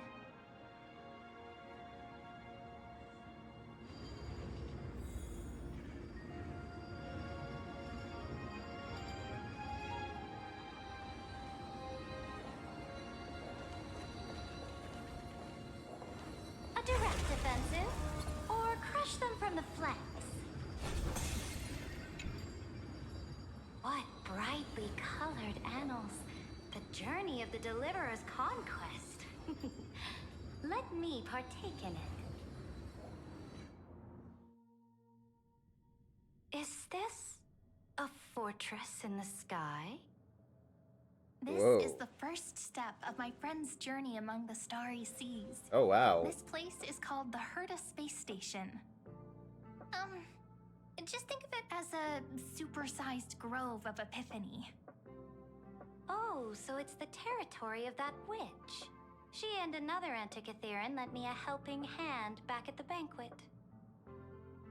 Antikytherian? Look, over there. Looks like he's talking to Madame Herta in his memory. Let's go listen to what she thinks about this world, all constructed by eons and paths.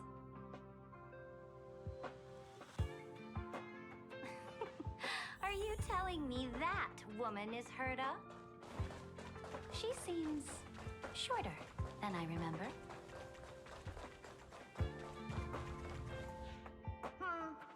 Pretty nice space station, huh? But just wait. After a couple more stops on the Astral Express, you'll see sights that'll make this place look ordinary. Oh, the cosmos is so vast that the unknowns far outnumber the knowns. But none of them will end up being anything amazing. The farther you go, the more you'll understand what I mean. So do your best with the nameless. Break a leg! And remember to send an update or two to Asta when you've got some downtime. Cool. There's always enough time for that. She certainly shares my way of thinking. Only that instead of a conquest through blood and fire, they chose a gentler path. People call Madame Herta and Mr. Screwlum geniuses.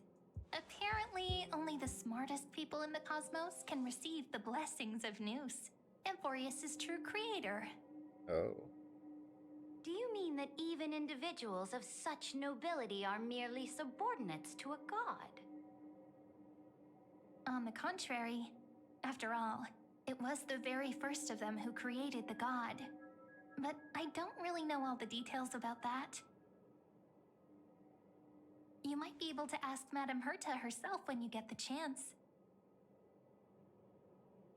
Let's go check out some other worlds next, shall we?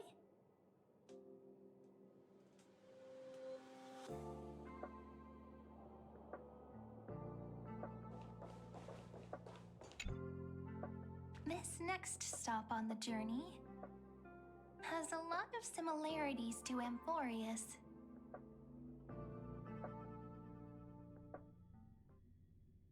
A snow-covered land? Interesting. This star is named Eurillo 6. Ugh, that name sounds so cold. Belobog sounds better.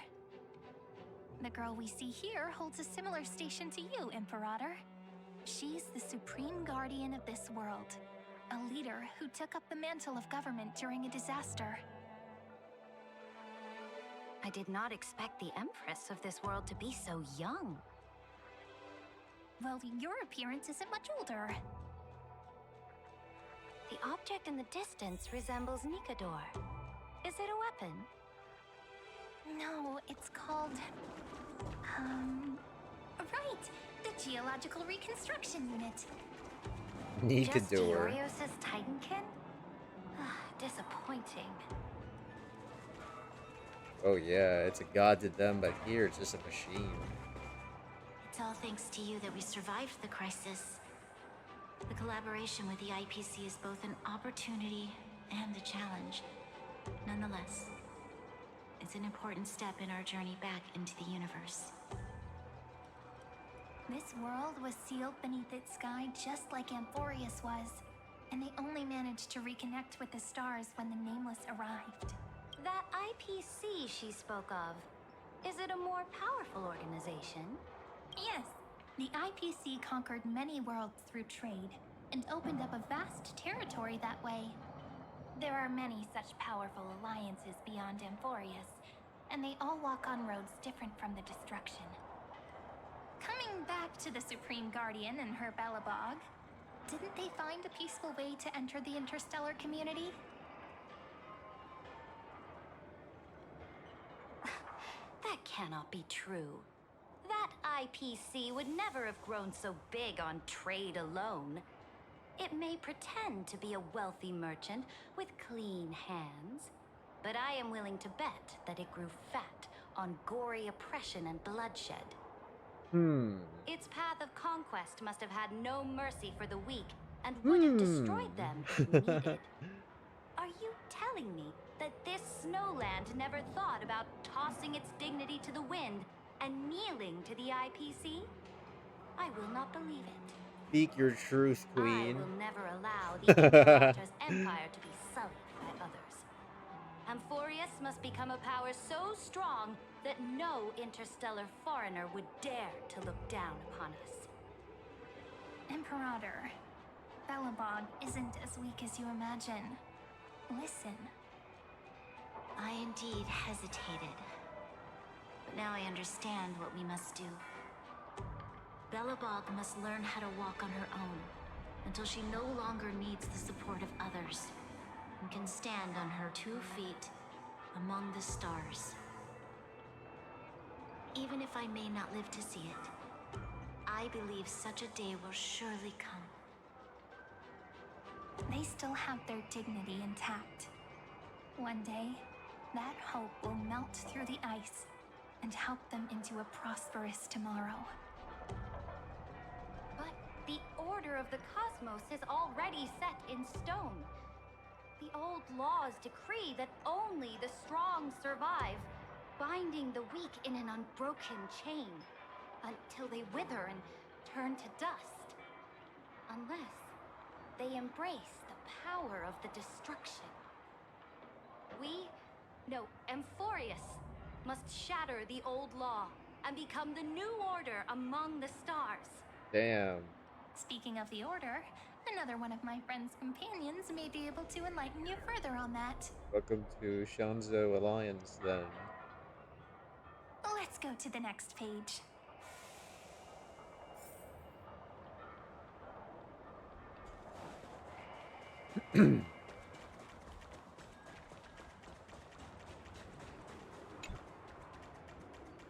This next world is a nation of dreams.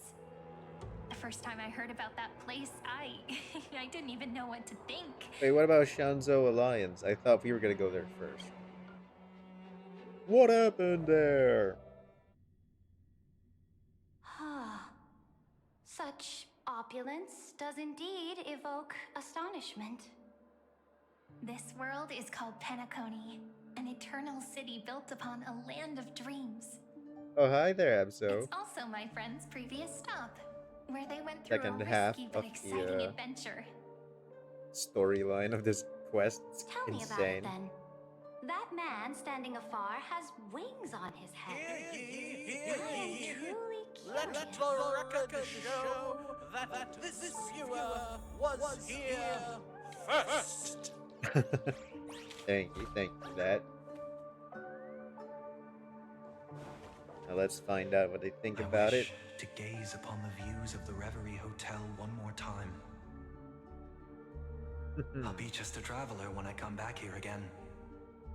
And perhaps, through a traveler's eyes, even the things I once knew so well will feel strangely different. Penacony is a land of the harmony, where all dreams and hopes merge and combine. It believes in unrestrained freedom, and that's how it lost itself in shallow delights. Then, this young man before you chose to rewrite its laws, using the power of the Order, hoping to shape a dream-bound paradise of perfect happiness. Yet, the paradise of my dreams remains far away. Perhaps a brief journey with the Nameless can show me more possibilities in my search for paradise. As for what Penacony should look like, it'll be up to her. No, up to their trailblazing now. Oh, it sounds like this ideal kingdom is no more. That's right. The people chose to wake up at the end. You can't see tomorrow when drowning in sweet dreams. This individual's law acknowledged only gods and constructs, leaving no space for humanity. And yet, the fact that he could accept defeat and resume his journey shows a rare self-awareness and clarity of mind.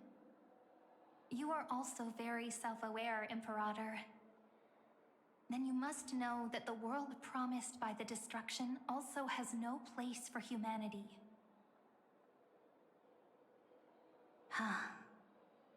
I am indeed very aware of Lycurgus's honeyed words of deceit. I have seen enough. Take me back. Oh, Shanzo Alliance, come on. Why didn't we check that out?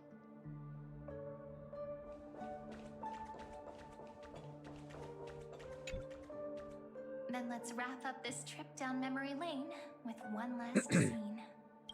Where could we be next? This absolute wonder. Oh. Isn't it pretty?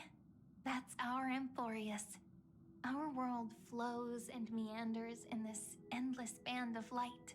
Though we were born from the designs of the gods and are not yet truly alive, the Chrysos heirs of Amphoreus still chose to stand against fate and carved a legend no different from that of humankind. Will you really renounce the heroes in this world's previous 30 million cycles, Imperator? Including even yourself.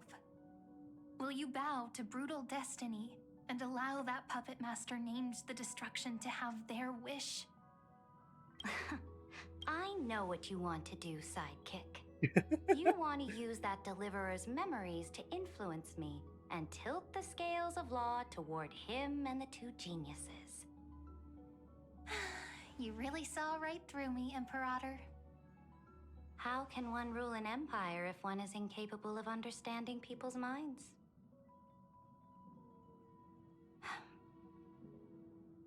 I have decided on Law's final destination. However, before I move my next chess piece, before we go on, tell me this, sidekick. Throughout his Trailblaze, was there ever a memory of the ocean?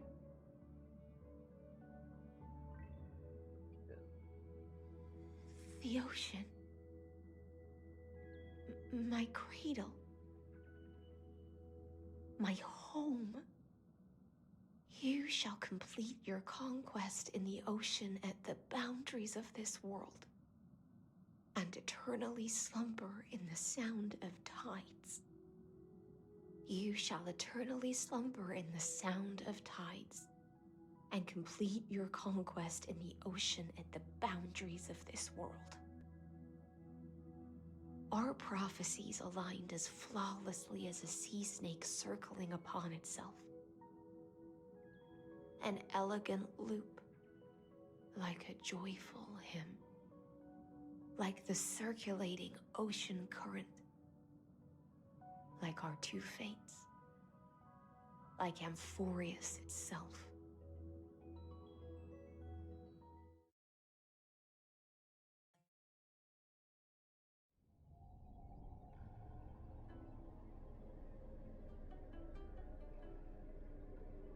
The trial is over.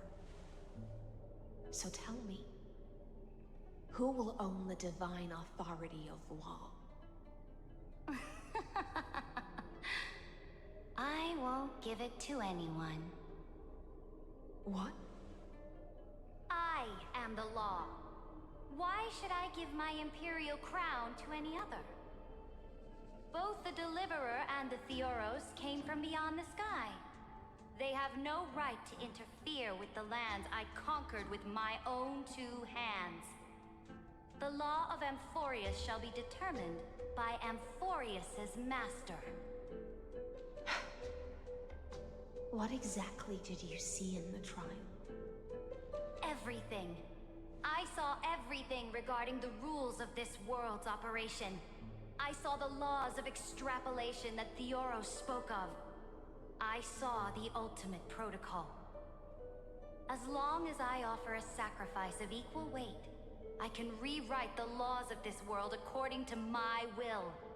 I can turn good into evil, ugliness into beauty, and weakness into strength. Fate gave me a very fair deal. One rule change for the life of one demigod. What are you planning to do? You can't guess. We can conquer the stars without relying on any power from beyond the sky. We just need to make some reasonable sacrifices. Your ambitions have already made so many people give up their lives for the law. And you're still not done? Yeah, go kill her. It was justified. I am determined for Amphoreus to stand on her own 2 feet among the stars. It was a justified kill. You are beyond reason. You think such a simple and hypocritical statement can justify your atrocities. There's no new without destroying the old. That's what you consider an atrocity? Ironic, for that is also the unchanging law of Amphoreus's revolutions. Ever since the Flame Chase prophecy resounded in the distance, fate has decreed for the Chrysos heirs to ignite our blood and illuminate this dark age. People would still be puppets of the old dynasty if it weren't for my conquests. But your world doesn't seem to be any different from your predecessors. Bloodshed, tyranny, oppression. You're making the same mistakes they did. Go and see everything for yourself. Go to any library I've built. Go listen to the rumors on every street corner. Go and witness how the Imperator crushed the old laws and forged new ones. Go and see what my conquests brought to this world. I cleansed the Chrysos War's filth, and mended all the conflicts left by the Arabellica. I restored Akima's might, and allowed mortals and Chrysos heirs to face each other as equals in the Council. I punished all sins, and rewarded all achievements. I smashed Talantin's shackles, united humankind to save themselves, and started the Flame Chase era. That's what the Imperator has done in her glorious life. So now, hearken to my final words. History will eventually forget Saritra. but it will never forget the Imperator's people or the Flame Chase era she began. Final words.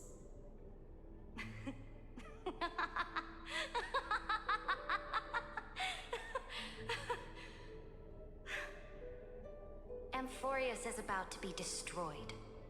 There's no time left for pointless debates. There is only one law I want to overturn to aid the final battle of deliverance. So I will only offer the life of one demigod. In the name of the Imperator, I command you one last time, Electra. Either sacrifice yourself for conquest, or pierce this tyrant's chest with your sword. I knew it, so it was canon that he Thus, was gonna get the killed. Imperator concluded her final speech. At the end of her life, at the last moment before she stepped onto the altar, she gave her most loyal subject the choice to decide fate, just as she promised her compatriots before her very first campaign. My blood flows in you now. Heroic compatriots, follow me, and we'll seize fate's reins! The Imperator fell. Some say that the Dux Gladiorum turned traitor and killed her liege. Some say that she imprisoned the tyrant in a shallow pond of water, then left. Which meant the Imperator had to kill herself to rewrite the law. There are countless stories about her death. All we can be sure of is when the knight left the vortex, the Imperator was still mumbling about their past conquests together. The beginning and the end of her existence. Imperator, wait! How could someone of your status come to the front lines? Let me be the flag bearer! The troops defending the pass to the west of the grove, have they surrendered? They ran as quickly as they could when they heard your name. The Golden Cocoon Pass is now in the First Legion's hands. Good. What about the Delosian militia? The Third Legion set fire to the mountains and flattened everything west of the basin. They just need a few more days. That is enough. We cannot afford to miss an opportunity for victory. Lastly, how many Ladonian cannons are left? They are no more. The Second and Fourth Legions have destroyed them all. Very good. They now have no way out, no reinforcements, and no artillery support. We will be able to liberate the Grove of Epiphany in the blink of an eye. We will launch the final charge 1 quint after the curtainfall hour tomorrow. Remember, as long as the Alliance's flag still flies on my shoulders, you must keep moving forward. Take no prisoners among the enemy soldiers. All sages who resist are to be captured and tried according to martial law. And do not destroy any books. Now go. Notify the entire army. Understood. Those who are resolved to die, we salute you. Reporting in. The mountain dwellers are resisting fiercely, and the legendary Mountain Breaker is personally engaged in battle. Their formations are nigh impenetrable. Then cease our frontal assault. Send scouts to all legions and tell them to retreat into the Tritos Plains before the parting hour. What? Are you planning to surrender? It's a strategic change of plans. The seismic walking dragon is enough for that battlefield. Walking dragon? You mean that stupid beast, Terravox? What can... Stupid? No. They are the wisest of all of Giorio's creations. Only they can perceive the currents of time. Let them deal with their earthly brethren. We will advance and take the lead in defeating what remains of our enemy. I will deliver the most fiery retribution for the humiliation they dealt us, and crown myself with a god-slaying wreath. Understood. see to it.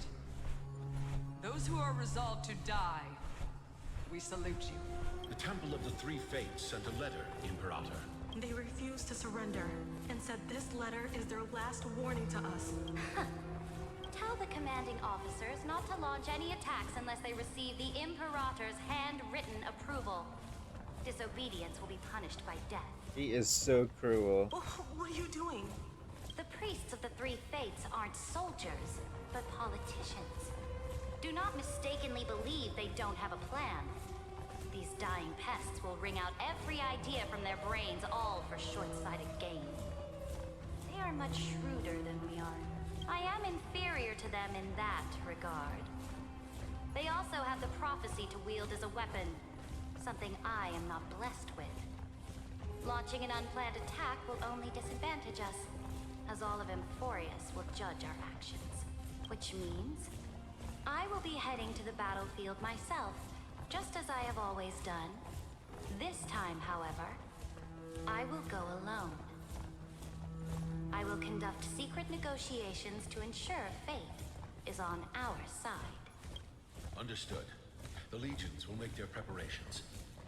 Those who are resolved to die, we salute you. Why are we not allowed to march out with the army, Imperator?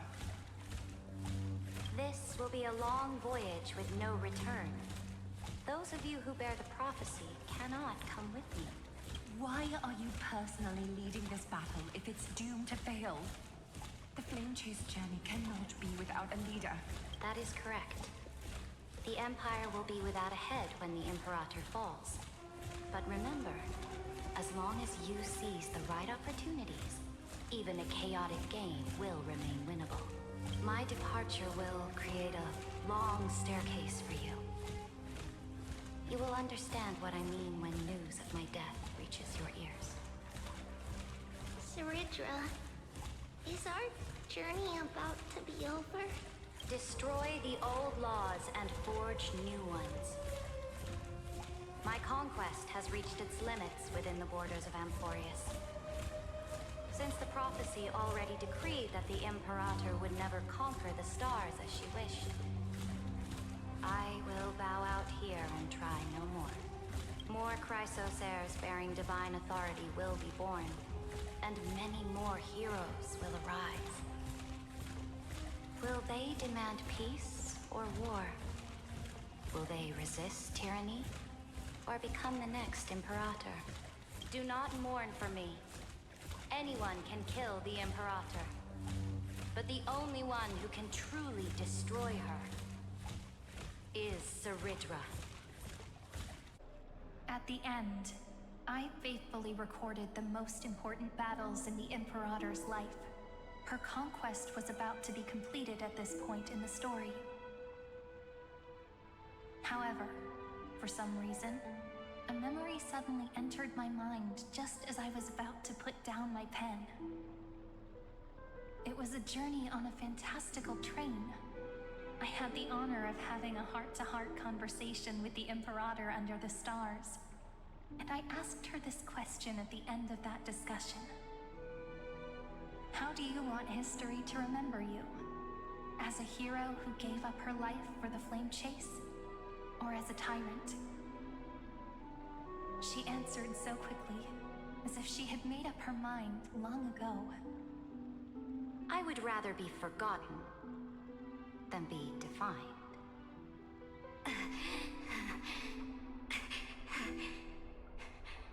Because the law can be neither eternal nor unchallenged.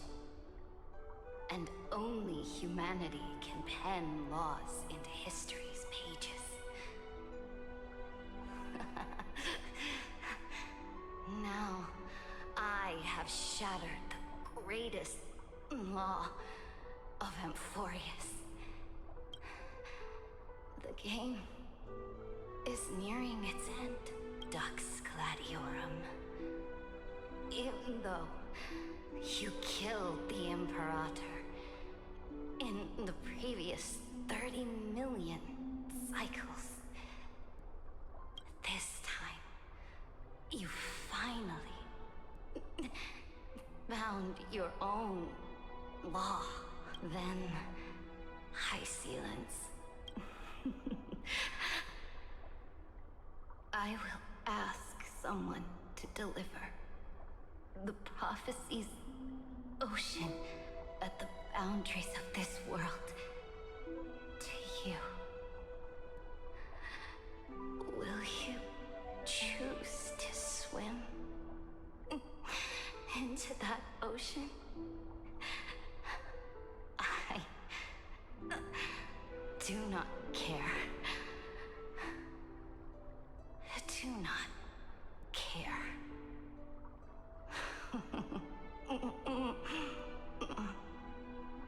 The Imperator muttered about her conquests, and news of her death spread in the city.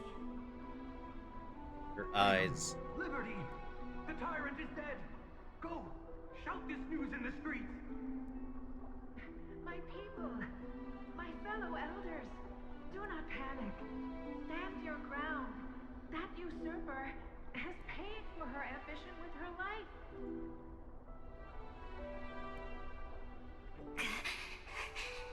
People once cheered for my ascension. And now they cheer for my fall. No matter. I am fond of applause.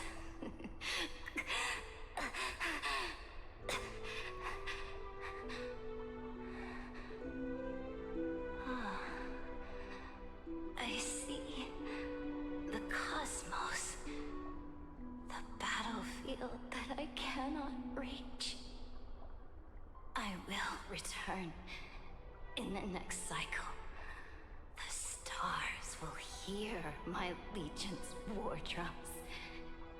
Hear the great name of the Imperator. Hear Amphoreus'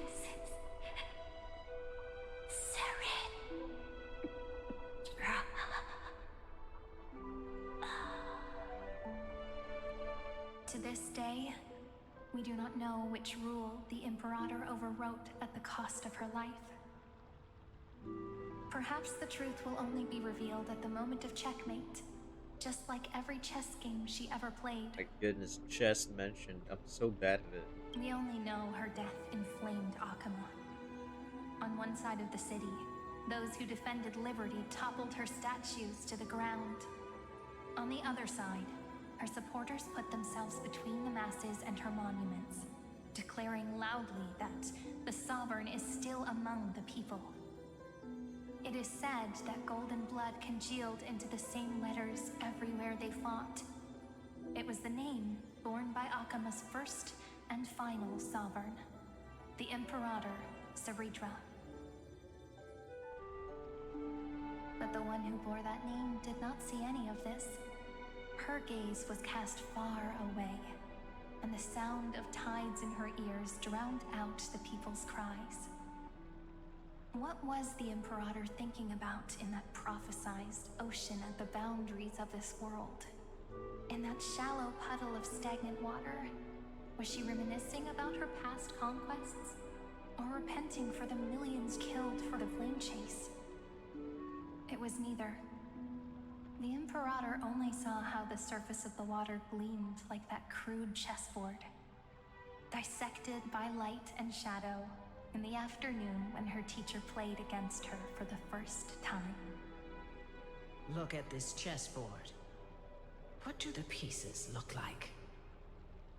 They are strangely beautiful. They look like the stars in the night sky ablaze.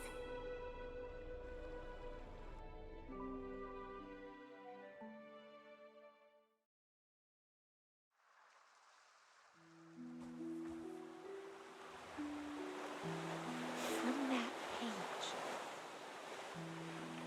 emerged an ocean so vast, so pure, not a single trace of corruption. Is this so natural? Electra, my subject.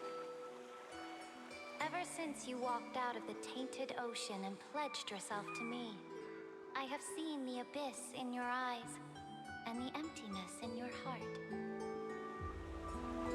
That was why I promised you a new ocean, where the Imperator's ambitions would serve as the currents, and loyalty would be its light. Electra, my subject. You have done your duty as my blade. The prophecy has now made its final decree on the road I intend to walk. My conquest is doomed to never reach the stars.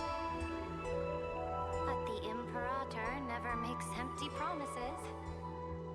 So take this memory, this ocean, beyond the sky, as witnessed by the Deliverer. This is the final gift that the Imperator can leave for her subject.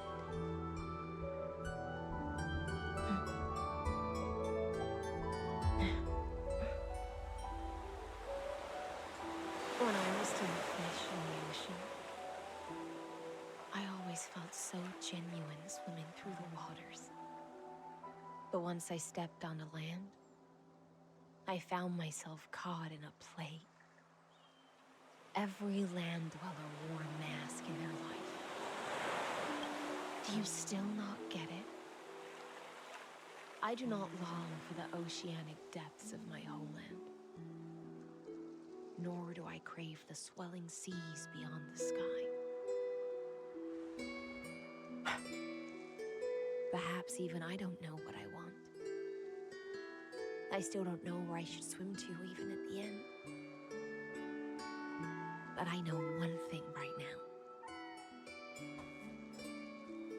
A fish is simply a fish. And she can never leave the ocean she's in. But whether under the ocean or on land, we two prisoners who can never escape this cave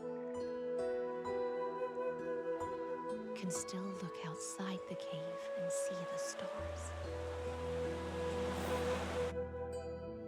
Wait, the longest dialogue ever. The 12-factor simulation of life in this experiment has far... Oh, I do want to skip this dialogue from him, so let's just read. Herta demanded Zandar's sea salt explorations in following the iron tomb, but he claims Amphoreus was there, where three paths clashed in a battle to the death. Remembrance and their children would exploit this again. Yeah. Oh my gosh, Evernight. Oh, so this isn't just silence. It's the answer. What was the last... Before you at the Scale Gorge waterscape. A tricky question. He didn't say anything back then. Oh. That's correct. And now I'm sure. You are not March 7th. There's no way she would remember that detail.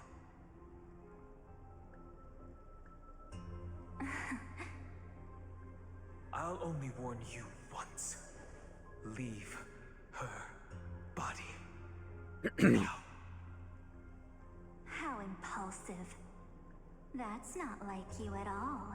Why don't you calm down and think about another possibility? I didn't take over March 7th's body. Rather, it's March 7th who regained my memories. Oh. Oh my goodness. It's not done yet, so there's going to be another part. That's crazy. And ladies and gentlemen, that is our stream for Honkai Star Rail. I thought there was going to be more. So they did not wrap it up yet. I thought it would have suddenly just ended. Now we have a little fun quest to do. We have 37 days where we all play these memo sprites, memes, There's even an adorable light cone. What is this? It gives you what exactly? Attack by 32. Oh. And it's a 4-star. That gives you a lot. Okay. That's pretty cool. That is so adorable, though. Look at them eating. But yes, that's about it. Thank you for showing up, peeps. And, yeah, there's nothing else here. Let's see. We've done the quest. Claim it. And that's all for today. So thanks again for watching. I'll see you guys tomorrow for other streams. Maybe a little bit of Genshin and some other games. Alright, good night and goodbye.